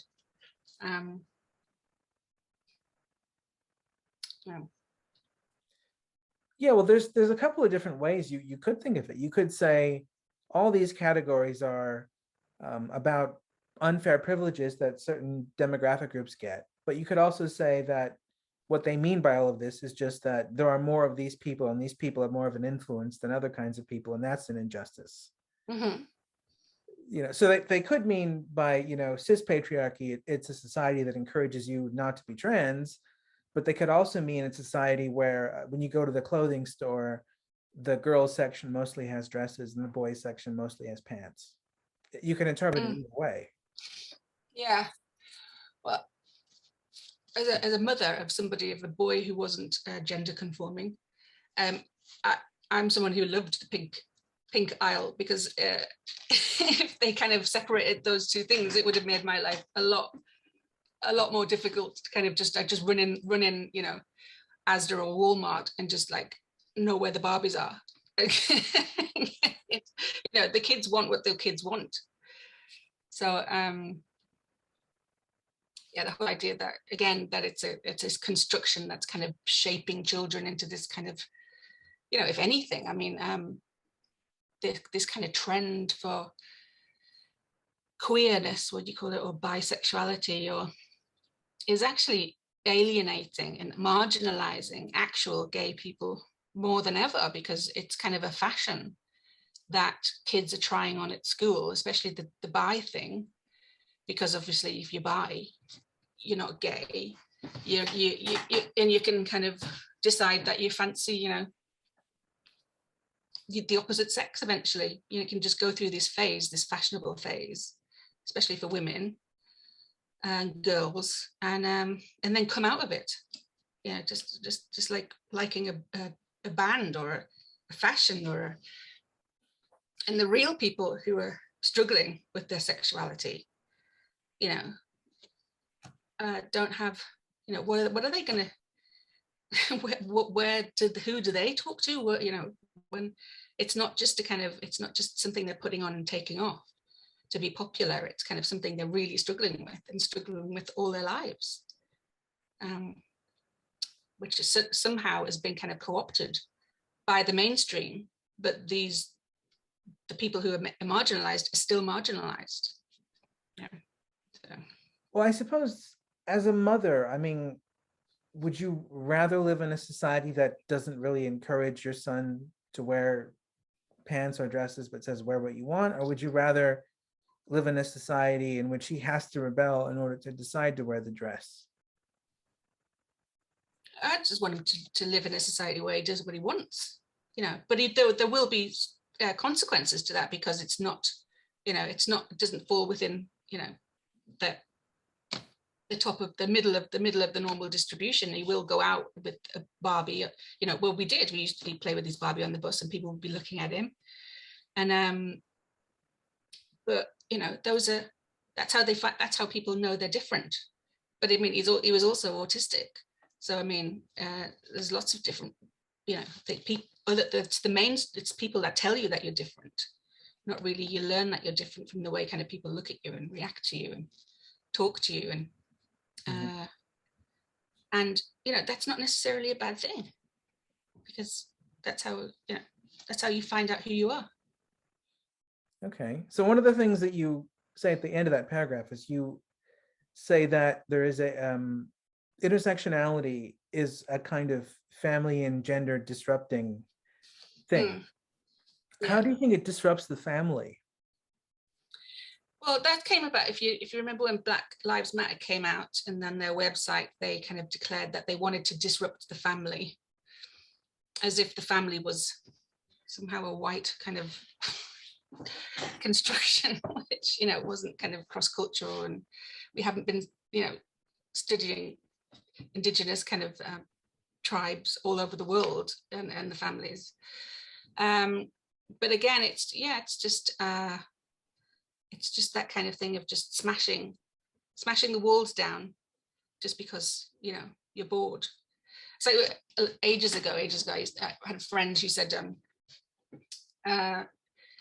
he went on holiday with a friend, and he was sitting on the beach and saw this beautiful butterfly, and it was the most beautiful thing he's ever seen. And he was describing it to his friend, and yeah, in terms of awe. And his friend said, "So what did you do?" And he went, "Well, I smashed the fucker with a brick." And that's kind of, you know, there's another kind of phrase out there, or kind of story out there, about people just kind of destroying heaven because, you know, they've got nothing else to do. And it's kind of, you know, people just don't know what they're doing a lot of the time.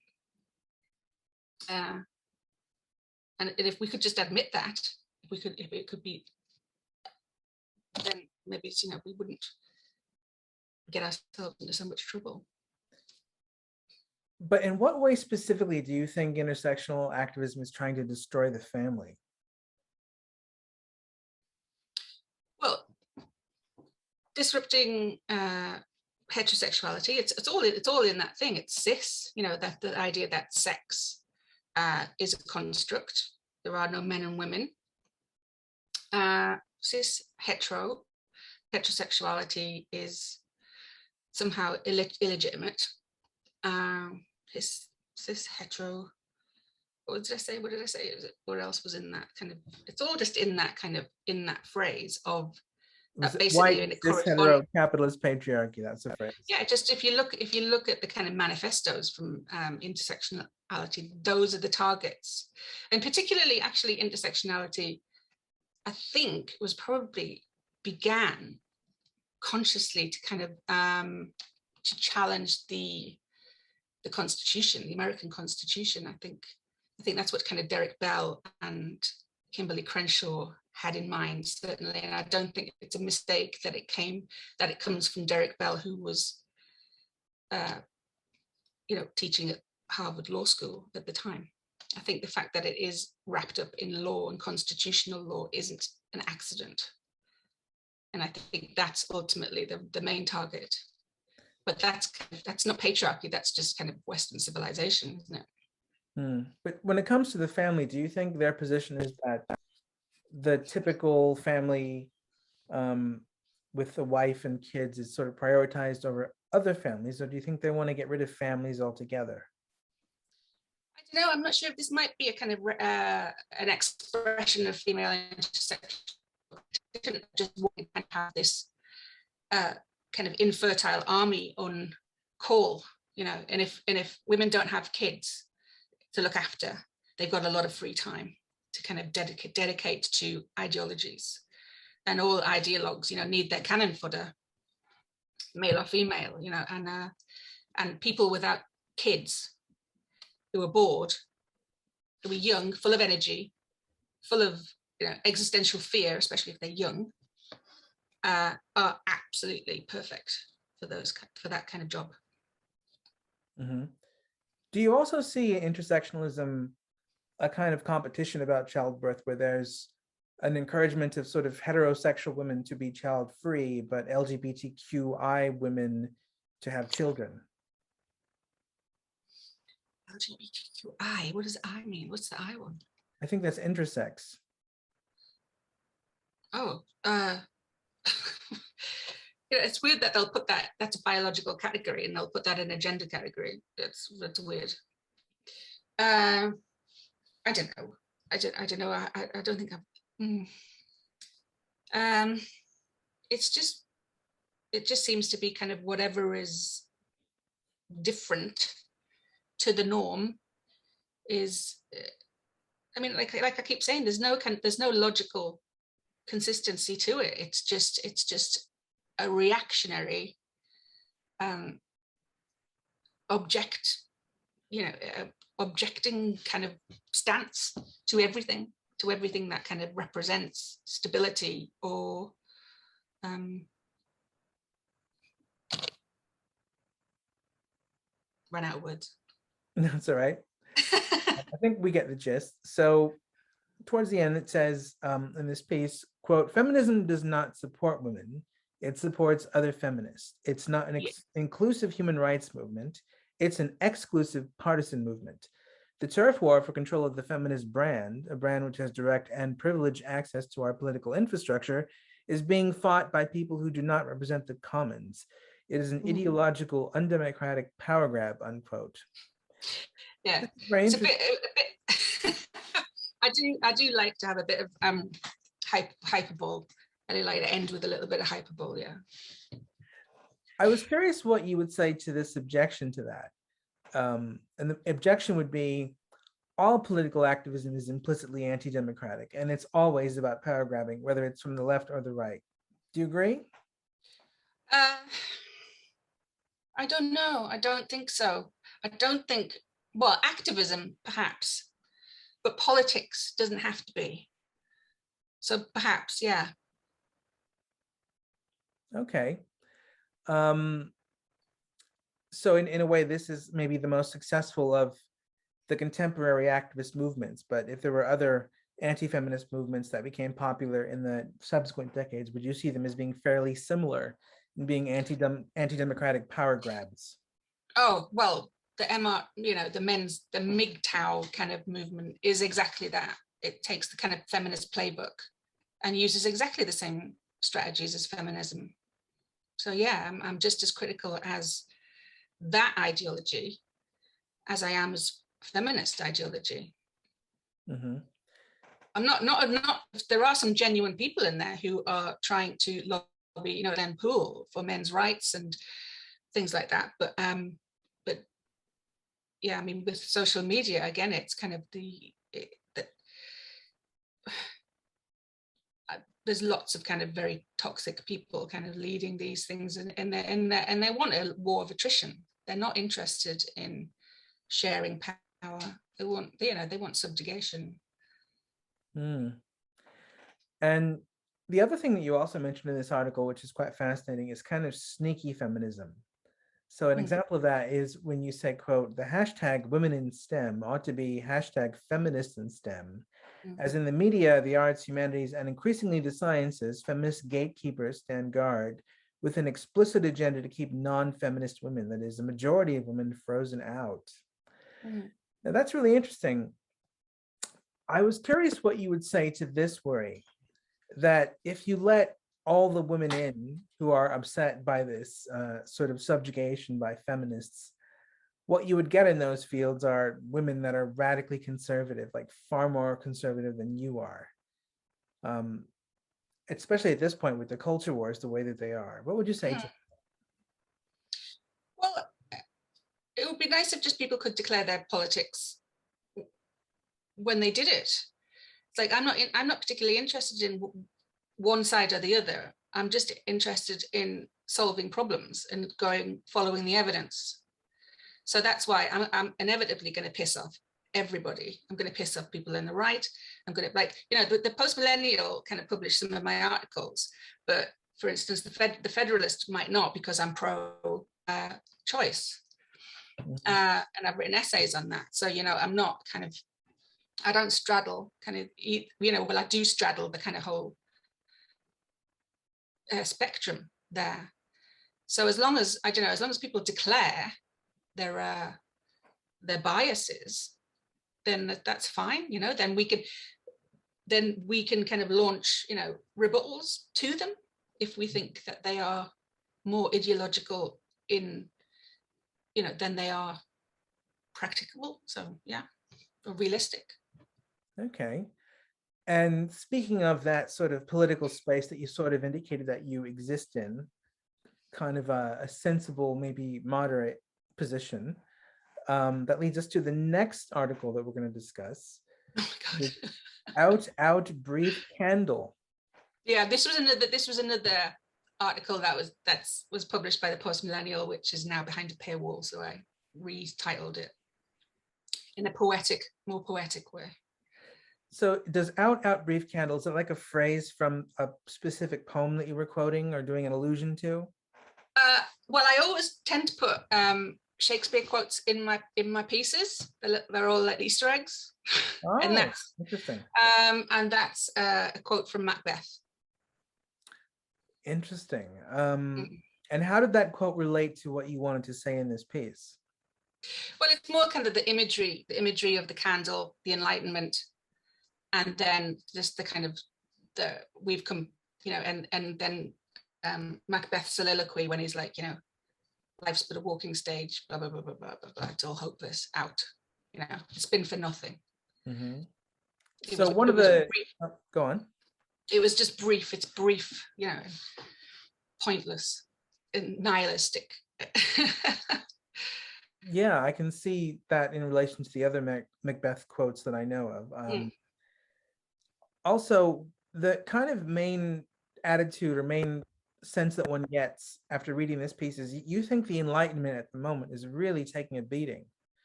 Would that be fair to say? Yeah, I think so. Definitely. I think Trump did something to people, and did something to all the people that I've, you know, learned from the last 20 years. There was a really good article in Unheard recently about kind of the ability to uncouple kind of ideas and things, which basically kind of seems to me like it's kind of the old Hume argument about is and ought, or More's kind of conception of the naturalistic fallacy and stuff like that, just to be able to see that, just, you know, because one thing doesn't mean that it's necessarily, you know, desirable. Right. You know, like kind of cancer exists, but we fight it. Whereas feminists always fall for the naturalistic fallacy where they say, well, you can't say kind of rape is biological, because then they accuse you of saying, well, it's somehow justified. You know, that's not what you're saying at all. It's just saying, you know, it exists in the world and it's a real problem that needs to be kind of approached with, you know, from a strategic point of view, not an ideologic point of view. So it seemed to be like that, and it just seemed like, what happened with Sam Harris and John Haidt and even Steven Pinker? It's like they lost the ability to kind of pass. I mean, I can't believe that they did. It's just maybe, I don't know, they just needed to do that in order to, I don't know, maintain their audiences, because most of their audiences are in the grip of kind of Trump derangement syndrome. So they really, if they wanted to keep those audiences, needed to, I mean, whatever you think of Trump, he's not like Hitler. I mean, that was just ridiculous. I mean, I like a bit of, hyperbole, but that's just ridiculous. It really is. Okay, so let's go back a bit to the Enlightenment getting a beating. Now, when you say the Enlightenment is getting a beating, this may be a bit silly, but it's an interesting thing to explore. What do you mean by the Enlightenment?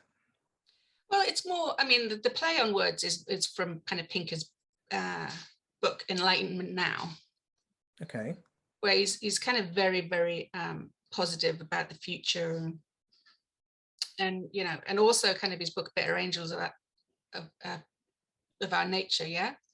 Whereas as he's publishing that, social media is coming online and really unleashing, what are the complete worst enemies of our demons of our nature, clearly, which I thought was, it's kind of like there's a symmetry to that, which is kind of ironic. So yeah, these are kind of, I'm using those kind of ideas from these really kind of positive Enlightenment texts promoting Enlightenment values, but the people who wrote them are kind of losing sight of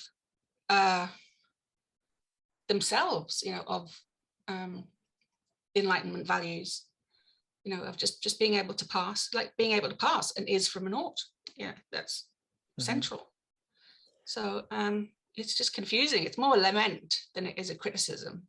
Okay, so you are discussing people like Sam Harris, Jonathan Haidt, Steven Pinker, and there are certain, maybe even Claire Lemon falls under this category as well.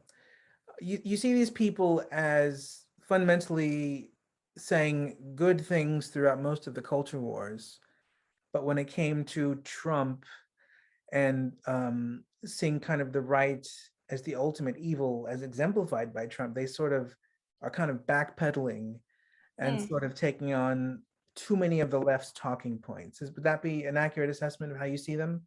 Yeah, I mean, I don't know about Claire. I don't know what her stance is on Trump, but certainly Helen Pluckrose and all the rising kind of female editors in the last 5 years, of those just well, throwing friends under the bus because they say they're gonna vote Trump. That's it really boggles my mind. That there aren't enough mitigating factors in that friendship that I could save it. It really is bizarre. Well, I mean, do you first of all reject the idea that Trump was an existential threat to the United States and the world? Yes, I think so. Yeah. Is that because you think his politics were superior to the other side, or is it because of his character? I mean, what is it that you think makes him fundamentally benign? Well, I don't know if he's fundamentally benign. I don't think any of them are benign. Okay. What I saw was that Trump was like this grotesque mirror that is kind of showing everybody, what the world looked like now, and people couldn't bear to look into it. They couldn't bear to look at themselves in it. But I mean, Trump to me, Trump was just a mirror of how kind of bad and toxic everything is now. He didn't create it. He's just representative of that.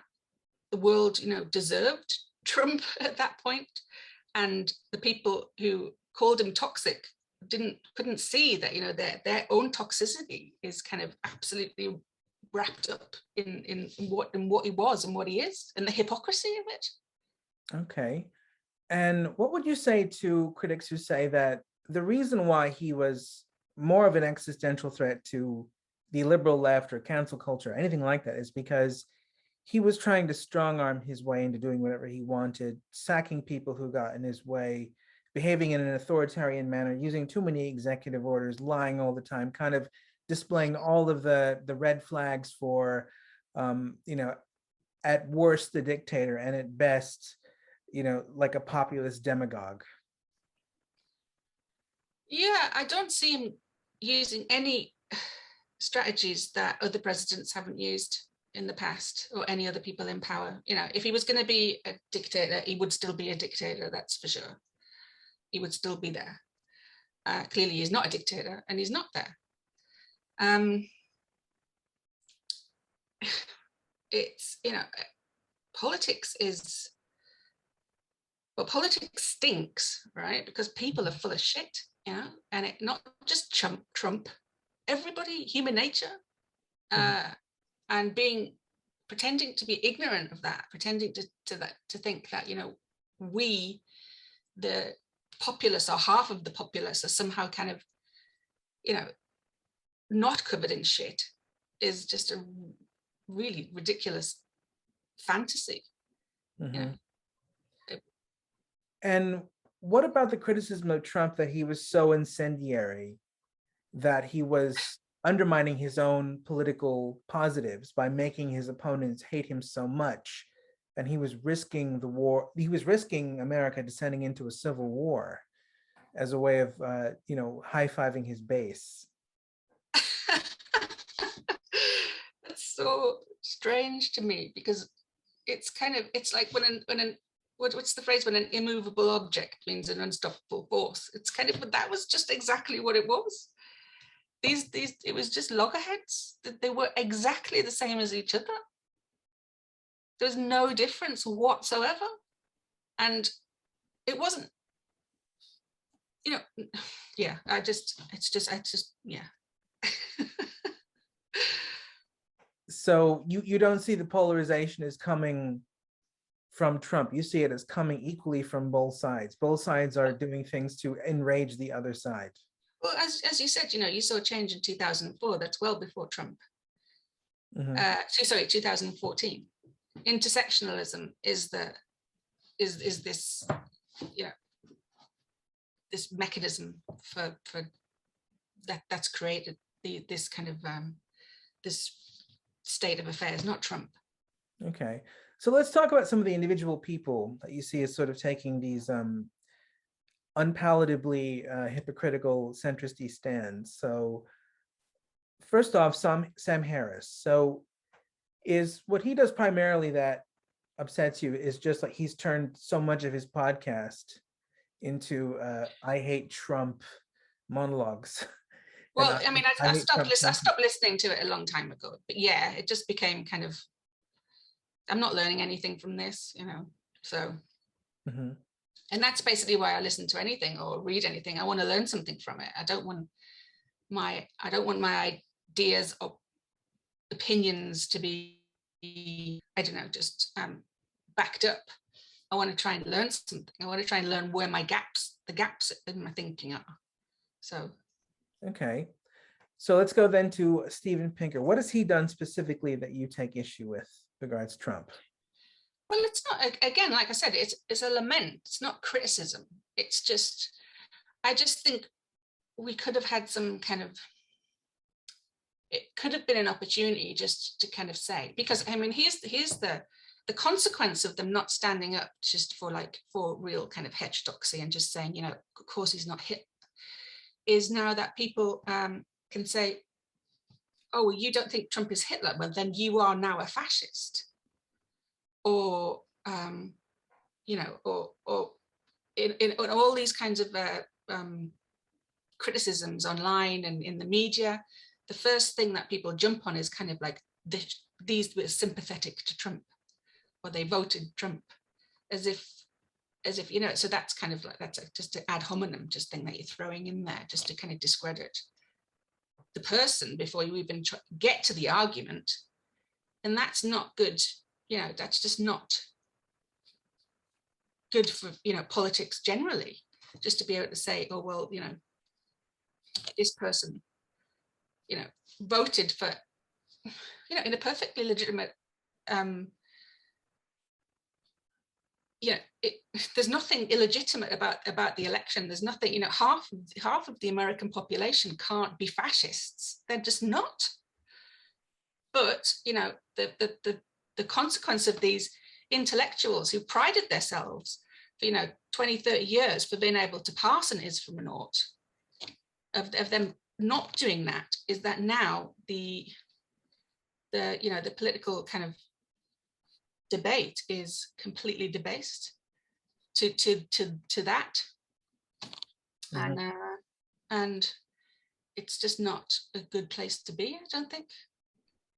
Yeah, there is one kind of specific criticism that you raise about Jonathan Haidt, which is more specifically about something he did, where he said after he spent some time, I think it was in certain museums or something like that, that he suddenly grew an appreciation or an empathy for the standpoint of critical race theory. Can you talk a bit about that? I mean, this is in the context of the Sarah Barash story of somebody who's had their life completely ruined, and people seem to kind of think because she's eccentric and to a certain extent can come over as unsympathetic in that eccentricity, that she doesn't deserve kind of due process or defense, from that. And again, it's just a kind of failure, I think, from Haidt to see, to be able to pass those things. Mm-hmm. So first off, let's go a bit into who is she and what did she do? Why is she famous? Well, she's infamous about, I think it's called the Napping While Black incident, where she was living on the 17th or 18th floor of Yale. Mm-hmm. She was a law student, very eccentric, goth, crazy lady, and floor 17 or 18, whichever one it was, and she lived there because, she was vulnerable, she had vulnerabilities. And some people who, she said, were kind of harassing her at some point, then came up to the floor, the common room, which nobody used ever, but decided they held a kind of meeting there. And so when she confronted them, it was dark. She didn't know who it was, whether they were male, female, black, white, yellow, orange, whatever. And then this person started recording the interaction kind of on the camera, and Sarah's eccentricities and, heightened kind of sensitivities certainly didn't kind of come over well. And it became kind of framed as a racist incident. So that, is an unsubstantiated claim. Certainly she was completely embedded in social justice at the time. None of it makes any sense whatsoever. And it's kind of, Yale, I think she should sue Yale. It's absolutely, she's got no kind of chance of being able to get a job anymore. And a lot of people are just kind of saying, well, she just shut up and go away. And that's kind of, that's not a moral response, really, I think, to the situation. Certainly not if you're calling yourself a heterodox Enlightenment thinker. So was Jonathan Haidt going along with this, using his empathy for critical race standpoints as a justification? Well, I think it's kind of going to be very technical, kind of what he got into it. I think at some point he did say on a Sam Harris podcast that what this incident was unequivocally racist, and what it was unequivocally not racist. It was actually very equivocal completely. But his kind of endorsement of that narrative has meant that other people, of great influence, certainly there's somebody now on Twitter kind of harassing her. It seems to legitimize kind of their attacks upon her as just this kind of a life does seem to be to these people to be kind of expendable. It doesn't seem to matter.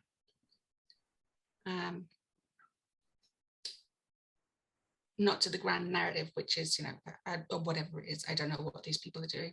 They're kind of getting something out of it, but I don't know what. So. Okay. So do you think maybe the problem is whenever any kind of rude behavior is photographed, or even racist behavior towards a person of color, people can't just see this as an incident. They have to see this as reflecting a social norm that they can potentially change by throwing a tantrum? A social norm? Well, it's an endemic, from intersectionality perspective, it's an endemic problem, institutional problems. So, you know, they ignore all of this incidents that don't support that narrative and completely kind of blow up the ones that do. And I mean, and it's so, if there were people being racist, you know, there must be people caught on camera being absolutely racist. But and this whole kind of Karen thing, that's become kind of racialized as well. Which is just, again, it's just a sectarianism. It's a politically motivated sectarianism.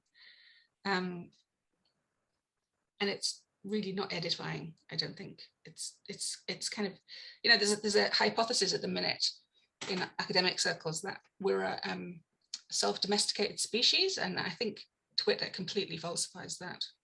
I think maybe culture kind of has a hand in some degree of self-domestication, but on Twitter we're absolutely feral.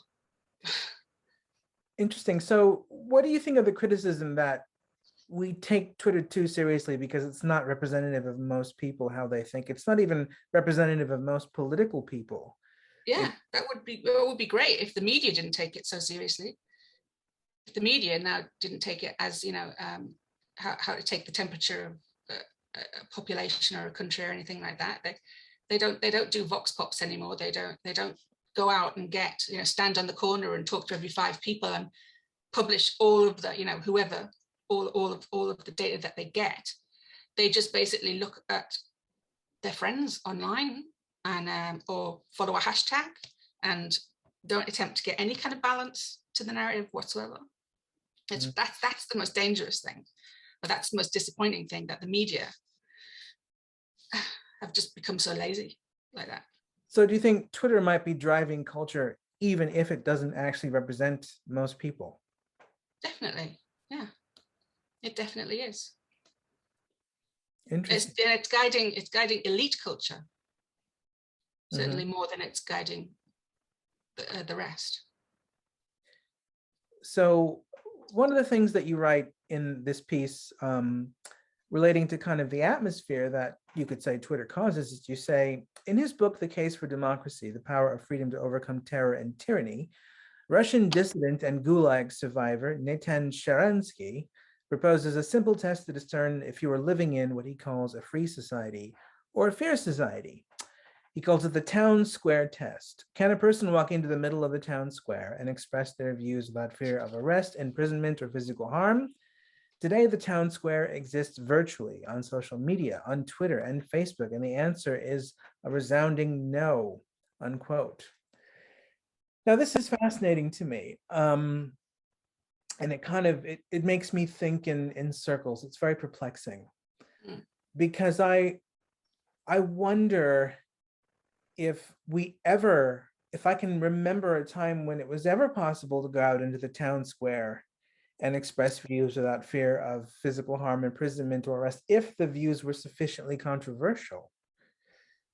The difference between now and then is that things that were innocuous 10 years ago are now really, really controversial.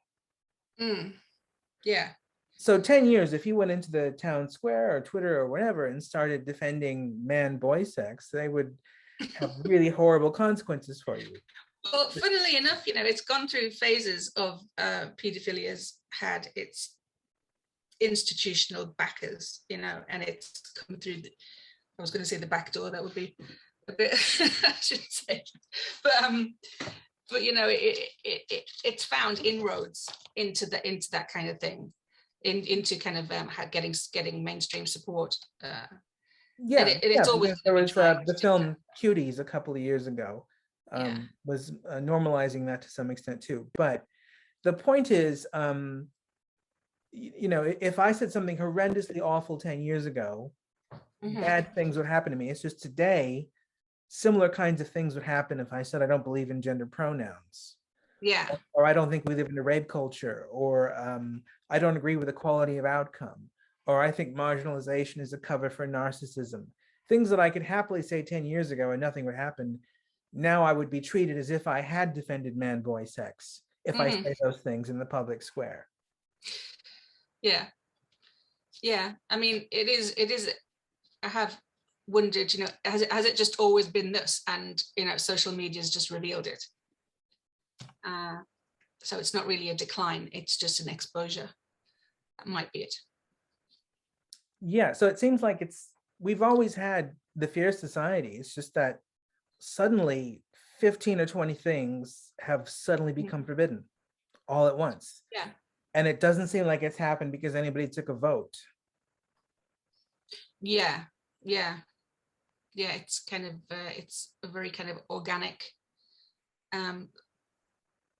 bottom up kind of phenomena, which it's like Twitter's kind of like, it reminds me of the Wild West, you know, where there were no rules and it kind of had to go through that period of just absolute madness until and then women actually came into the Wild West and kind of domesticated it to a certain extent, but that's not happening on Twitter. Women are kind of really thriving in an environment of relational aggression, and it's kind of maybe is even getting worse. So I don't know, kind of, we're just in the middle of something that it's an unprecedented kind of moment in human history, and we can't really see where it's going to end. What I find most kind of infuriating about the whole thing is, even as early as 2010, when Twitter first became maybe the preeminent form of social media communication, everybody knew and spoke about how Twitter is a place to be nasty. It's a place where a lot of people don't even want to go because it's so nasty. And yet 10 years later, we're taking our social cues about how to be compassionate from this place. Yeah. I mean, at best, it should just be seen as a marketing platform, not a way to take the moral or, you know, cultural temperature of, you know, places. Not at all. But again, is that just laziness? Is that just the media being lazy? Is it just too easy to just go on Twitter? I don't know. Well, I don't know what, I mean, one of the things that it makes me think about is there something in human psychology?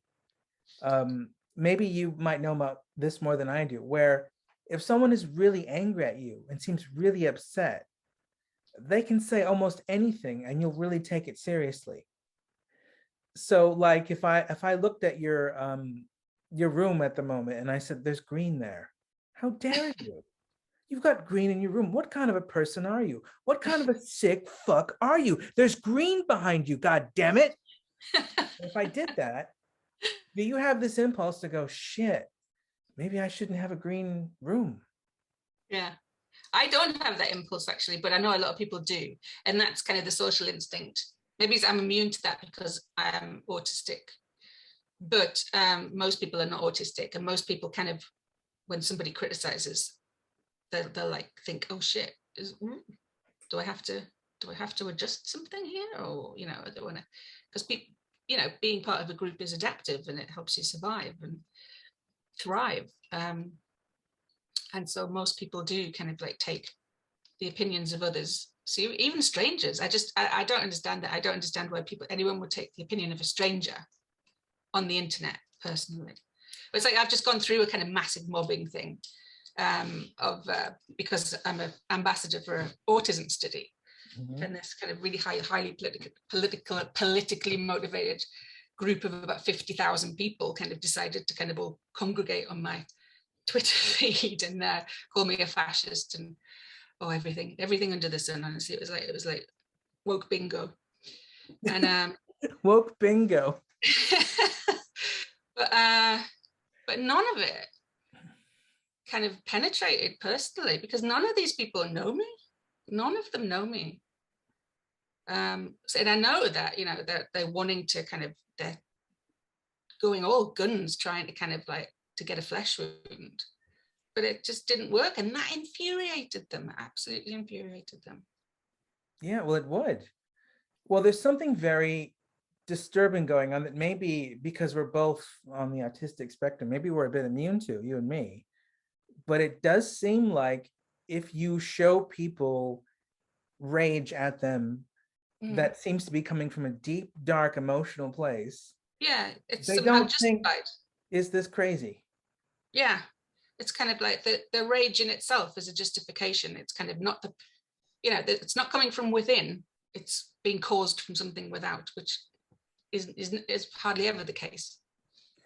Yeah, No. I mean, a lot of the stuff in intersectional feminism, when I hear it, I just think, why would you be upset? Like if someone is really upset at you, for instance, because you have a hairstyle which is like African Americans or Africans generally, and they say you're culturally appropriating my hairstyle, how dare you?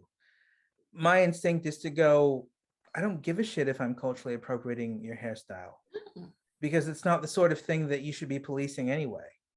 So if you're really upset about it, that's your problem, not mine. Now leave me the fuck alone. Well, it's like cultural appropriation. It's like, all right, kind of cultures coming together and growing is now called cultural appropriation. It's a bad thing. Yeah, well, it's never a bad thing if it's like, you know, me appropriating English electronic music or something like that. It's fine if I do that. But if you were to appropriate a sombrero around me, then all of a sudden I'm supposed to think you've done something wildly offensive because I'm brown and you're white. Yeah, I suppose I'm appropriating kind of Hinduism because I've got Shiva down there, but yeah, that kind of thing. So it's always okay for us people of color to appropriate stuff from European society. It's just not okay. You are someone of color? Yes, I am. Oh my God. Sorry, I didn't realize. No, I'm Latino. Oh, you're Latino. Okay. So you are Mexican. right. Somehow you're not white. Well, people tell me I'm not. No, they tell me I'm a person of color, and white people spent many years of my youth calling me Beaner. So. All right. Okay. All right. Okay. Well, is it Latino? Are you Portuguese? Because aren't the Portuguese actually the people who started this Atlantic slave trade? I don't know. Now they're kind of indigenous. Now they're kind of marginalized people. I don't know. I know I'm Mexican, Spanish, Indian, Italian, and Jewish. Oh yeah. Okay. Right. That kind of covers a lot of bases. I know. I'm. You know, there are some alt-right people who tell me that I shouldn't exist because I'm a product of mixing. Mm-hmm. Yeah. Yeah. Well, most people are these days. I know. It's kind of the idea that white-looking people are not people of color or ethnically kind of, you know, diverse is ridiculous. That's interesting because you're from Newcastle. Is it true that Newcastle people are not the same ethnicity to the rest of England? No. What do you think about Wales? There's kind of more ethnic difference in Wales, I think, from the, what would it be?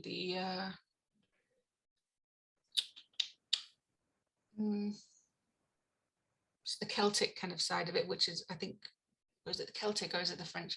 I have no idea. No, not really. No, I mean, it's got its own little kind of micro kind of, you know, culture.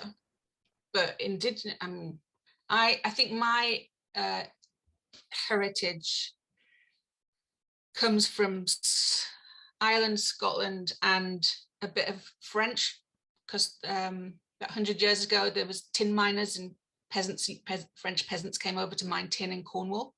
Okay. And then they moved up to the northeast to mine coal. And the other side of my ancestry comes from Shetland. Mm-hmm. That's interesting. So two kind of extremes. So yeah, just kind of. So when you go to London, for instance, and you speak there with people, do you ever notice any anti-Geordie prejudice? No, people love the Geordie accent. They really do. And I don't really have a Geordie accent. Not if you kind of watch, because I'm not actually a Geordie. I live in Newcastle. I come from Durham. Okay.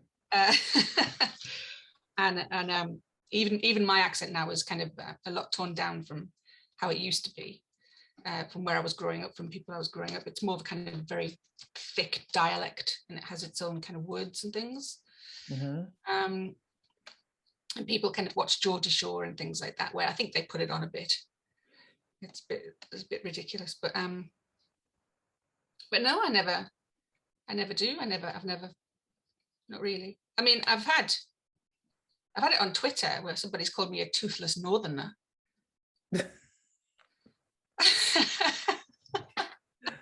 That's interesting. A toothless northerner. Yeah, toothless northerner. And they're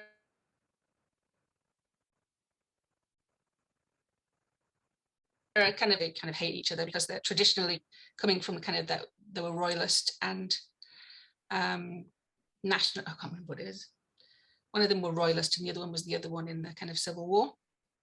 But yeah, there are all of those. Again, it's kind of it's human nature. It's sectarianism. It's and there are ways for culture to ameliorate that. Football being one of them. Yeah, team sports.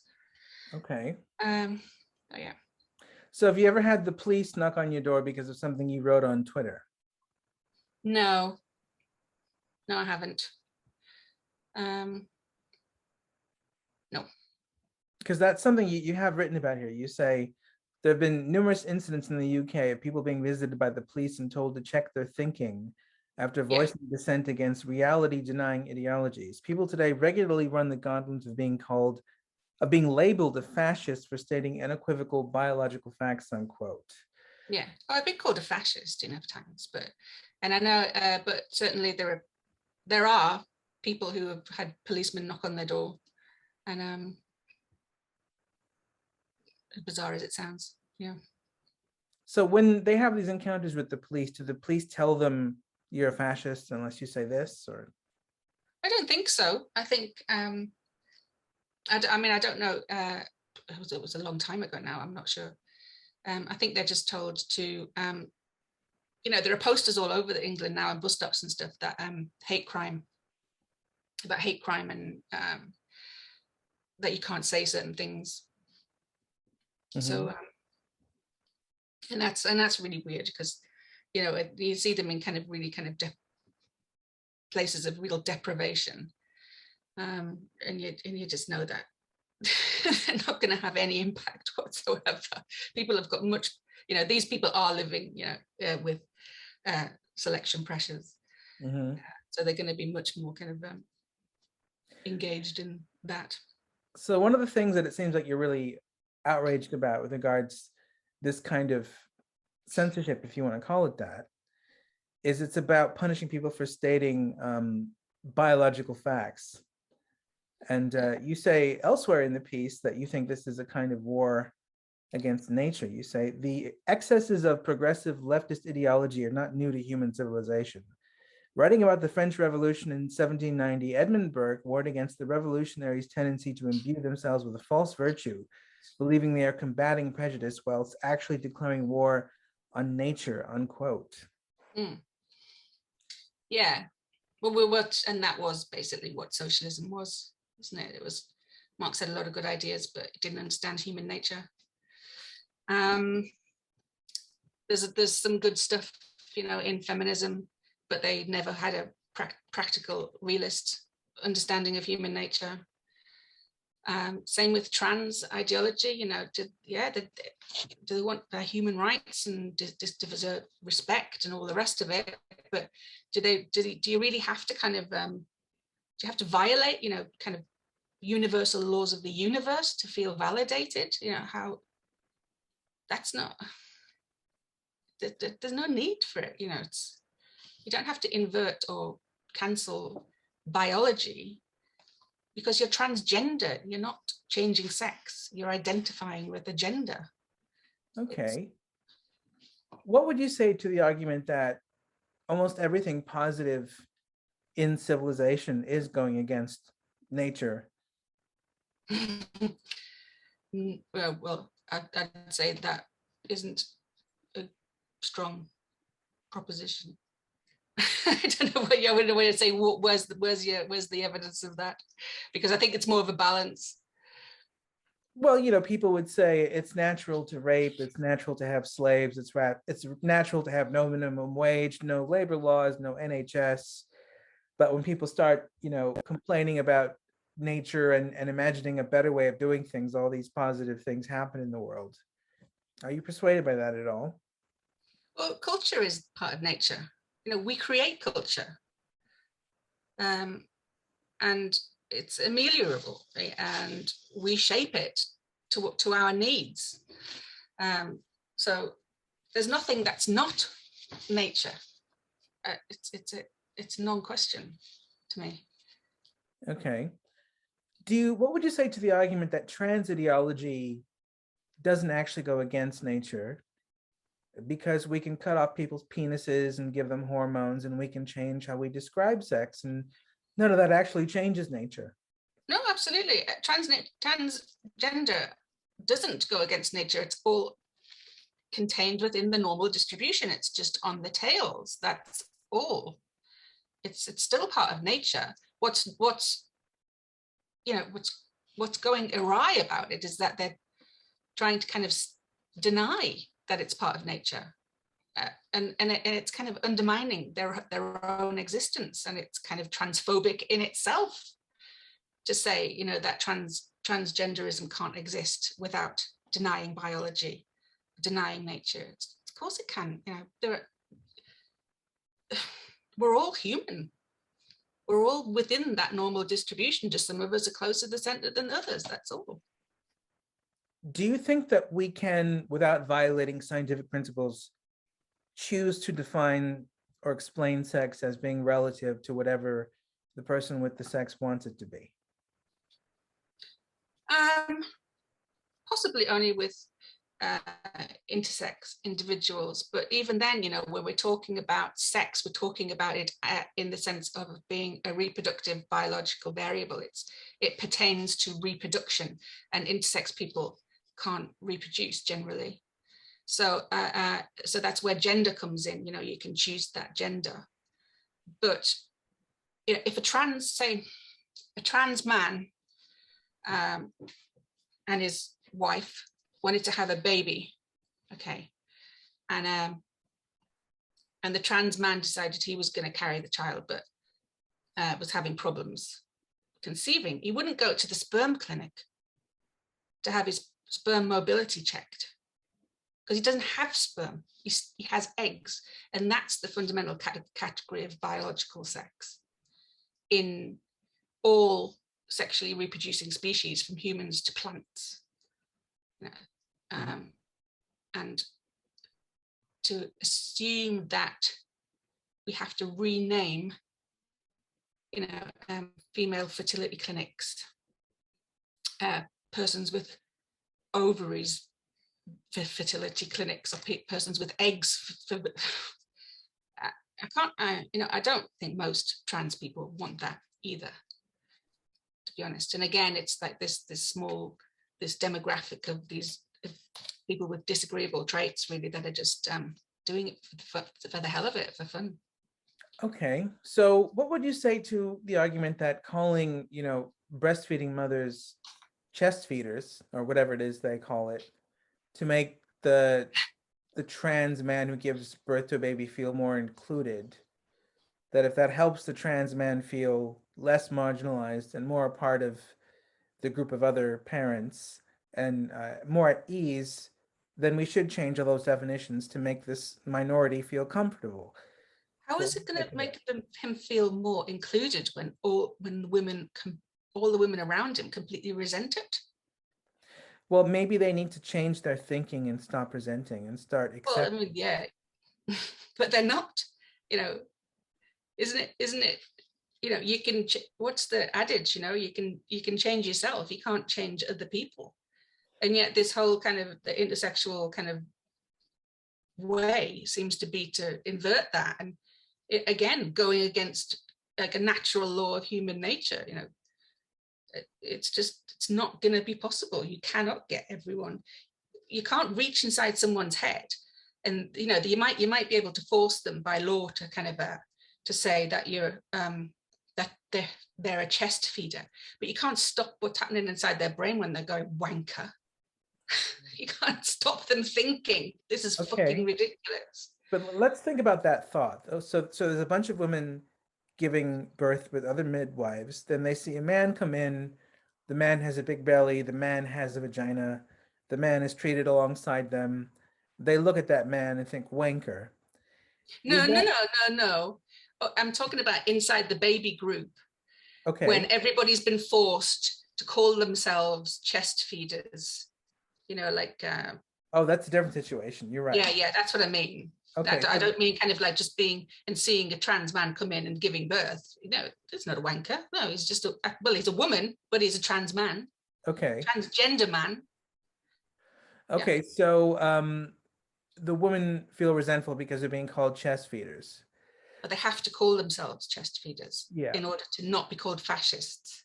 Well, what would you say to the argument that this is a sacrifice that they have to make so that we're not speaking in a way where it makes it sound like trans people are not as much of a parent as a cis person is? Let's take a look with that. It's never going to work. Human nature, never, ever going to work. Now, is that because the sentiments in people that resist that, are those sentiments transphobic and bigoted, or are those sentiments reasonable?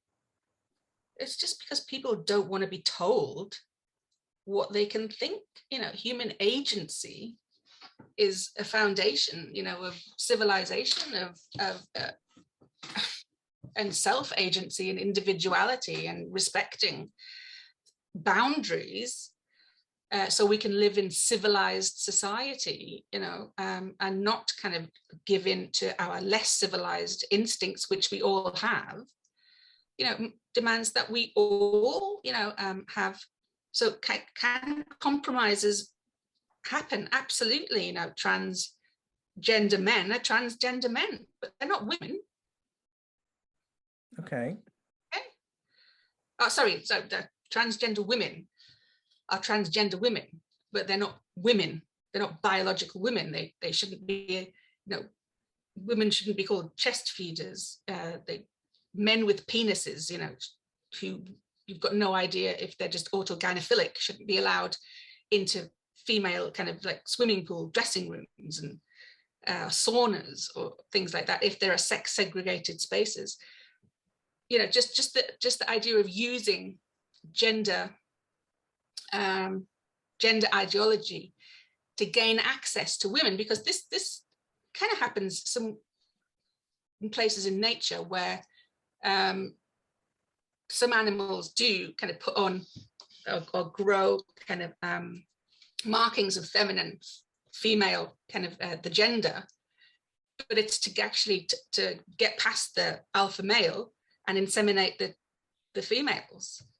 And certainly when you can think about kind of men calling themselves trans women and getting into female prisons and ending up raping people, that certainly, that's got a precedent in nature, that kind of trickery, that you call it the sneaky fucker strategy. I don't think that's not actually, it's a second, it is kind of official. It isn't kind of an official name, but I can't remember what it's, the long proper title is. But yeah, are some of these men sneaky fuckers? Absolutely. Are all of them? No. But how do we know? Right? We just need to be sensible. That's interesting. So it sounds like this is getting into paradox almost. So it sounds like if a trans woman who really is a trans woman goes into a jail and she rapes some cis women, that's not as bad as if a man pretending to be a trans woman goes into a cis woman's jail and rapes some cis women. I don't follow that. I don't know what you're trying to say. Like people are not worried about the actual trans person raping anyone. They're worried about the cis person pretending to be the trans person and then raping people. Oh, well, just at the minute, the logic or the illogic of gender ideology and intersectionality doesn't allow for parsing those two things. Doesn't allow for parsing the fact that some people might genuinely be trans and feel like they have a female brain and they're trapped in a male body, which is perfectly reasonable, between, you know, somebody who is a man who's autogynephilic, who gets aroused wearing women's clothes and going into women's toilets and masturbates in them. You know, there's no way to pass those two kind of categories at the minute because we're not allowed to talk about it. Okay, so would you be happy to accept that the genuine trans woman is less likely to be a sex offender than the fake trans woman? I've got no idea. I've got no idea of that. I really don't know. I don't know if they even be correlated. It's just like within a certain population, there's going to be, you know, people with certain traits, but I've got no idea about what that correlation might be. Okay. If somebody was genuinely trans, surely, I mean, it's the fact that they're, you know, I guess it's the fact that they're still carrying their weapon and they haven't even, you know, I don't know, turned it into, I don't know, put the safety on by taking hormones, female hormones or stuff like that. It's, you know, it's kind of, yeah, again, there's no way of passing that. There's no way of knowing.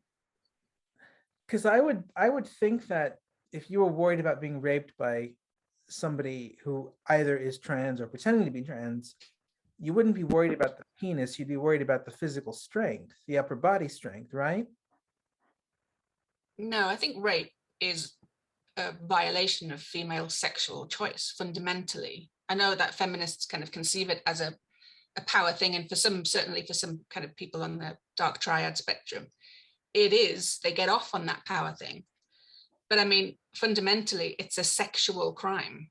And I don't think in many countries you can actually, I think rape is defined by, you know, penetration of the vagina with a penis. Otherwise, it's sexual assault. You don't think psychologically it's just as bad if you get penetrated by someone's fingers? Ugh, right, okay, this is going to get into more deep evolutionary theory now. It's going to be complicated because we're talking about kind of evolved rape, anti-rape adaptations that we have inherited as evolutionary endowments from our ancestors, from all of our female ancestors who were raped. Okay, now there's a fear of rape that's kind of common for most women, which is reached fixation, you know, amongst women. There's hardly any women that don't kind of want. So there's hardly any women that want to be raped, and those that do are not going to be, you know, anybody's ancestors particularly, for various reasons. But so right, this is really complicated. Let me think. Oops. Phrase the question for me again, just to know. Well, so I was wondering why it's so much worse to be raped by a trans man with a penis. Sorry, a trans woman with a penis, because I would think that if you were raped by a trans woman with her fingers, it would be equally traumatic because violation. Fingers are so much like penises. Right. Okay. So right. It's a violation, and it is a violent violation of autonomy. Mm-hmm. What rape is and what makes rape special, a special category of its own, are the consequences, the consequences evolutionarily that our ancestors have faced, which are pregnancy, which are we talk about female choice as a mechanism of sexual selection. Rape is fundamentally a violation of female choice, of deep evolutionary female choice, and it has deep roots in our evolved psychologies.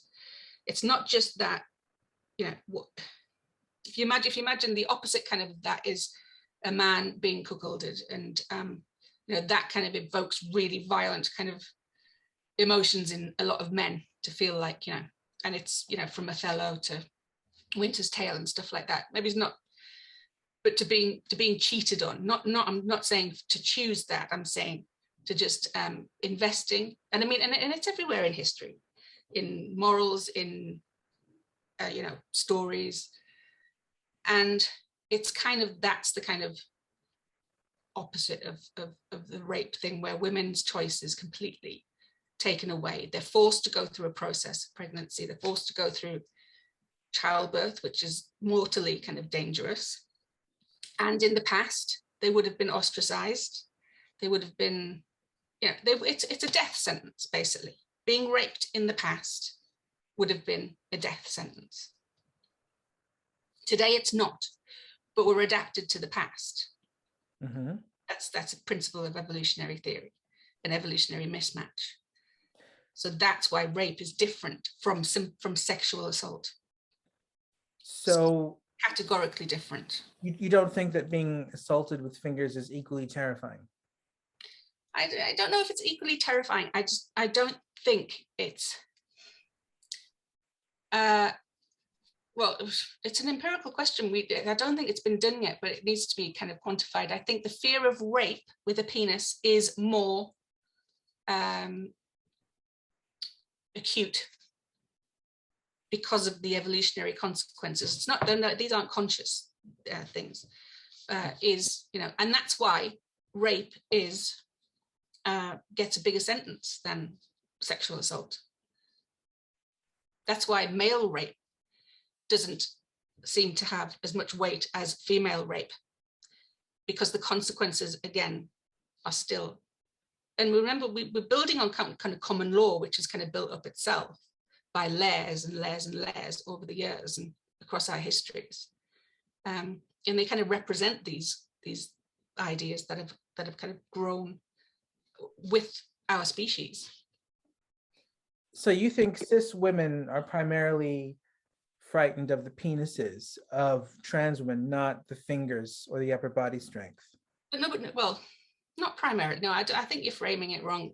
Nobody wants to be attacked. Nobody wants to be assaulted at all or traumatic.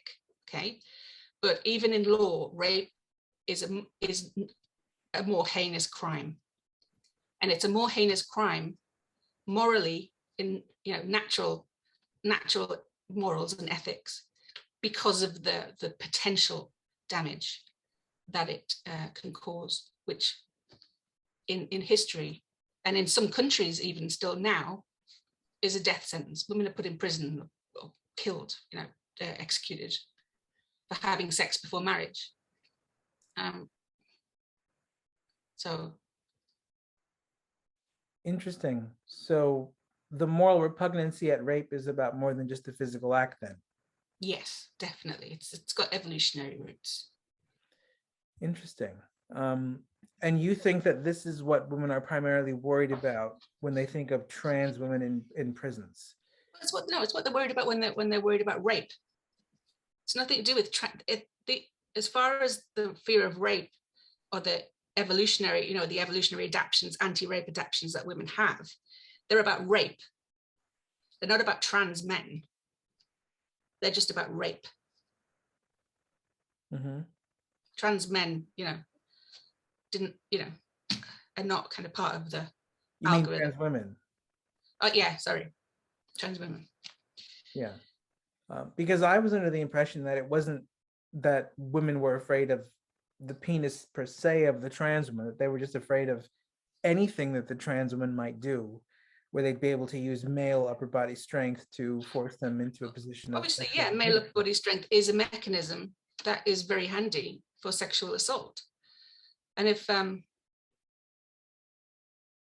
it's and I think, but a lot of feminists and social scientists are kind of confused about this themselves, because they haven't thought about why rape is so heinous from an evolutionary perspective. They think that evolutionary perspectives legitimize rape, when actually no, we understand rape as being worse than lots of other crimes from the evolution, from having an evolutionary perspective about it, deep evolutionary perspective about it, and about female evolved psychology. So as somebody who studies evolutionary psychology, is there a split between evolutionary psychologists who think our base brain biology, in order to, how do we put this?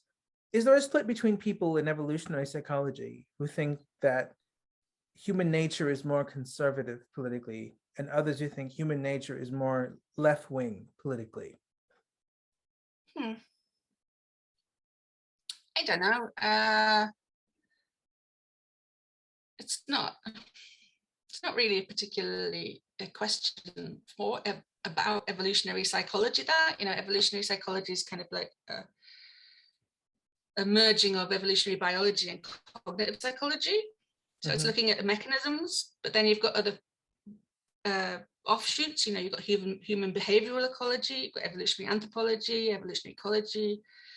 So it's probably, that's not anything particularly core to do with evolutionary psychology, I don't think, although it could be applied, because evolutionary psychology can be is a tool, can be applied to those questions, but that's not particularly evolutionary psychology.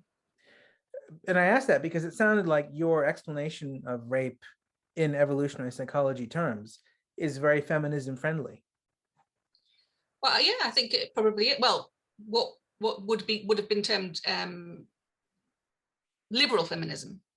Yeah, which is what I began. I began this whole journey thinking that I was a liberal feminist, identifying as a liberal feminist, and then and looking into evolutionary theory, thinking, this is a really good tool, my God, to understand, for what it is, that female selection pressures, male selection pressures, which is the thing that makes it not feminist.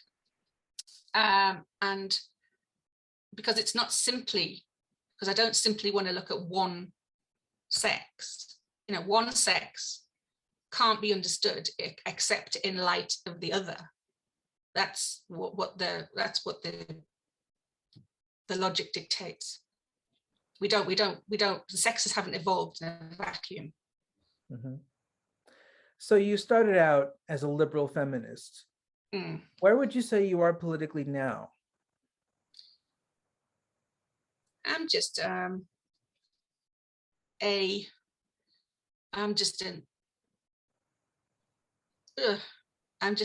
researcher. I'm just interested in asking questions and following the evidence, and still fascinated with human nature, and an egalitarian, believing in equal rights between the sexes and other marginalized groups, all those kinds of things, but I'm just not led by any dogma or any ideology, because that I've been there, and it's taken me up blind alleys, and I'm 50 now, and I've got questions that I want answered, so I'm not going to waste any more time just trying to be popular and signing up to ideologies that will make me more popular, when actually I'm more interested in just finding the answers and exploring things. Okay, so that's interesting. Would you say that being autistic has helped you be less dogmatic and less like somebody who gives into peer pressure than, say, you might have been if you were not autistic? I'm not sure, because certainly in my 20s, I was pretty dogmatic. I was a pretty dogmatic feminist. And I used to get really sick of losing arguments with drunk, really stupid people, men usually, in bars, and I wonder what I didn't know was, this is before I kind of had the anti-anxiety meds, which kind of basically unleashed my logical capacities and stuff like that, was that that just the logic just doesn't add up. And in order to discovering the scientific method, I wanted to try and kind of subject feminism to that falsifiable kind of standard in order to make it more robust for women, for as a tool to help women. But of course, feminism's never been, this is what I discovered, feminism's never been a tool to help women. It's a tool to dismantle patriarchy, whatever that means now. And that's why I'm not a feminist. Do you want to maintain that patriarchy, or do you think there is no patriarchy? Well, I think at the minute, I think we're probably at the pinnacle of something in the West, or we might have actually gone over it now, of balance. You know, it's never going to be the push for equalism, for equality of outcome is going to push us into something horrific, because men and women are not the same. And none of that needs to equate to inferiorities and, you know, battles of the sexes and stuff. We're always going to clash on certain things, but there's going to be an optimum point where it's going to be good, and it's not going to get any better. You know, it can't be perfected, and the push to perfect it is going to ruin it. And that we're kind of on that. If we haven't gone over that now, we're on that now, basically. We're there now. So I think whatever people think feminism, whatever people think patriarchy is, this is why I've kind of conceived of them as reformed patriarchy kind of facilitates female choice, evolutionary female choice. And unreformed patriarchy does kind of suppresses, you know, like what's happened in Texas. Like America can't make up its mind whether it's a reformed patriarchy or an unreformed patriarchy. But certainly, you know, it just, yeah, we don't know where it is, but that's the kind of balance that I have it at, that reformed patriarchy actually protects against unreformed patriarchy. So the, you know, wars with Afghanistan, unreformed patriarchies, you know, those kinds of things. If feminists succeeded in dismantling the patriarchy and making the future feminist and whatever, you know, how are they gonna negotiate with the Taliban? What do they think they're gonna do? I would imagine they think they're going to use their authority to smash the Taliban into submission. No, the Taliban will come riding in on their horses and everything will go to fuck. That's what will happen. So what's interesting is you seem to be thinking that like the reformed patriarchy is better than no patriarchy. Well, yeah, reformed patriarchy is just a kind of self-aware. Well, it's not really a patriarchy either, because it accepts that men and women are, you know, facilitated. It's not a patriarchy. It's facilitated by humans, not just men. There's not another word yet that I've found. If anybody has another word, I use patriarchy because everybody knows what you mean by patriarchy, but patriarchy technically is not what I'm talking about. But that's not what feminists talk about either, because, you know, women are part of patriarchy. So it's a pan-Christian. Well, are you at all moved by the claim or the position that any sex-dominated system whatsoever is morally reprehensible, that there should be no sex-related archies anywhere? I don't know what that means. You know, dominated? Well, there should be no matriarchies or patriarchies. They're absolutely reprehensible morally. But there are going to be areas within society that are more have more female representation in them than male representation, simply because what we were talking about before, that's what we want from each other. That's where the balance is.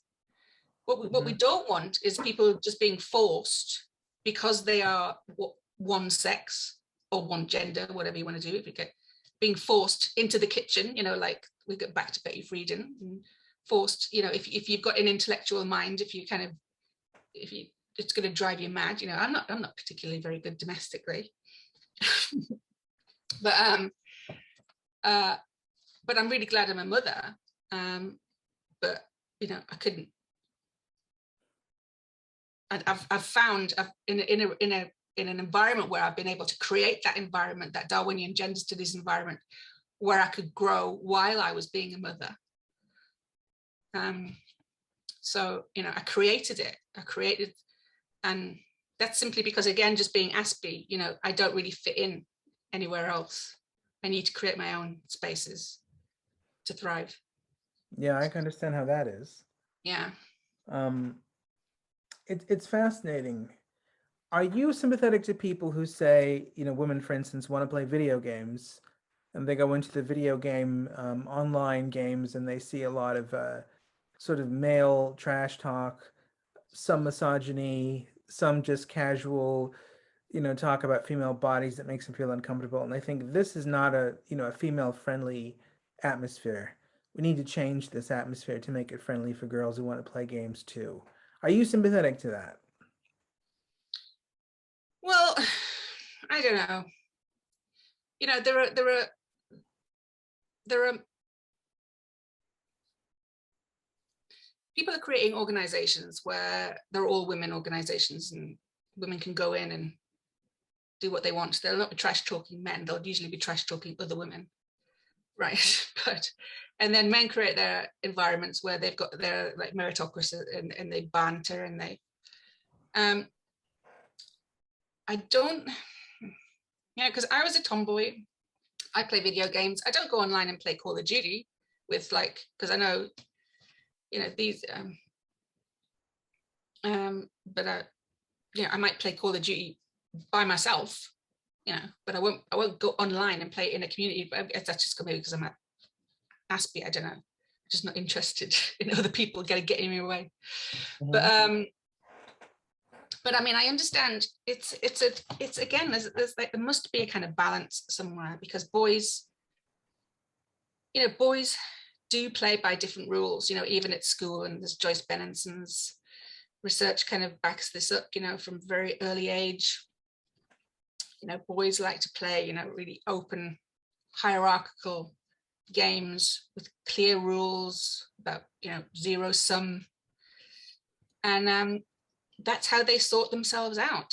And that's how, you know, that's kind of their, on average, natural habitat. There are boys, you know, Aspie boys especially, who don't really get into those kinds of things. And girls, on average, you know, play kind of cooperative games where there is, it's a non-zero sum outcome. Cooperation is the game. And if you don't cooperate, you lose the game. That's kind of like the stuff that kind of comes out of observing, you know, what kids do. So you understand that when, you know, if an average girl joins an average boys group and kind of wants to play football, and she's like, but that tackle is kind of, you know, too violent. You have to change the rules. It's, well, the boys are not going to want to play. They're not going to want a girl in it because they know that the girls are going to want to change the rules. And a boy coming into a girls' rule where he's kind of like zero sum trying to win. So there will be clashes. I mean, this is the kind of, there are genuine kind of areas of antagonism between the sexes, but it's because we're kind of specialized on average for different tasks. You know, men are generally kind of designed by selection to fight other men and defend the vulnerable, and also obviously for their own fitness, you know, to improve their fitness. Women are designed by selection to improve their fitness, but it's by different strategies. All of us just following those strategies, and just being more aware of them. And when it comes back to healthy boundaries again, just understanding, you know, that it's not men versus women. It's like, it's us versus the world. It's us versus evolution. It's like nobody gets out of here alive. We're all going to die. The genes are going to carry on. And we just need to try and kind of, the more we can make the best of it, the better. Okay. I'm losing light. Would you, by the same token, not be very sympathetic to the man who, let's say, goes to a romance novel convention and says, I don't like most of these romance novels because there's nothing in them that's particularly sexy. I don't recognize the men. Yeah. What's he going there for if he doesn't like romance novels? Well, he wants romance novels to be inclusive to men. Well, go and write his own romance novel. That's porn. Do you think that's what porn? No. I'm just like, that could be porn, or it could be, or, just go and create it yourself. Just don't go out and try to bend people out of shape to fit your vision of what you think the world should be. Okay. Well, a lot of people unfortunately think that that's how the world is better, is everything that we have which is good is because somebody bent somebody else out of shape. No, I mean, it's, possible, people are manipulative. People who think they're not manipulative are manipulative. We're all manipulative. That's what, there's no cooperation without competition, and vice versa. But what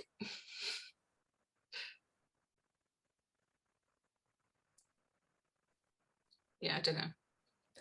Well, I mean, I have a lot of sympathy with what you're saying in that regard, because I've been saying that for 6 years, I suppose. But one difficulty I have with people psychologically is they really do believe that the better world is born out of bending other people to your will and changing natural social formations. No, it's not. It's that, human nature's malleable, but not infinitely so. And, all of the past horrendous kind of humanitarian idiocies, like the Cultural Revolution, and have all come about when, somebody with a grand idea has tried to push humanity completely out of shape, completely beyond its malleability kind of limits. So it's malleable to a certain extent, with culture civilizes, but it can't turn us into a different species. You can't turn us into a eusocial species. We're not a eusocial species, we're a social species. There are limits, there are natural, hard limits that exist in physics and chemistry and biology. And none of these are deterministic, because there's vast capacity for variation within them. But it does, have an end point. It is deterministic at some point. You can't, I don't know, you can't, well, I'll think of an example in a minute. Okay. So there's limits to how much you can stretch people to try and achieve a social. Now, does that mean that if you try and stretch them, regardless of whether you intend to, you will have negative consequences? Well, not always, but as the rule is, generally, if you don't know what you're doing, you're gonna do more harm than good. Generally, that's it's like this is where I kind of agree with the Jordan Peterson's kind of analogy with the helicopter. Mm-hmm. You can take a helicopter. You can't. Try and build a bike. Try and build a car. Try and build human beings are much more complicated than these things. And you try and one little thing can go wrong. That's the thing. One little thing can have huge, horrendous consequences across masses, millions of people, which is exactly what we've seen in the Cultural Revolution. So if human beings naturally segregate themselves in different environments via sexes, so you've got the women mostly in romance novel conventions and the men mostly in Call of Duty games online. Right, that's just a heuristic. I'm not saying that though. Okay. Is that something that is so embedded in our nature, it's not a good idea to try and change it? No. As I say, that's there's various, if it's there, the people who are attracted to it, whether they're male or female, will go to it.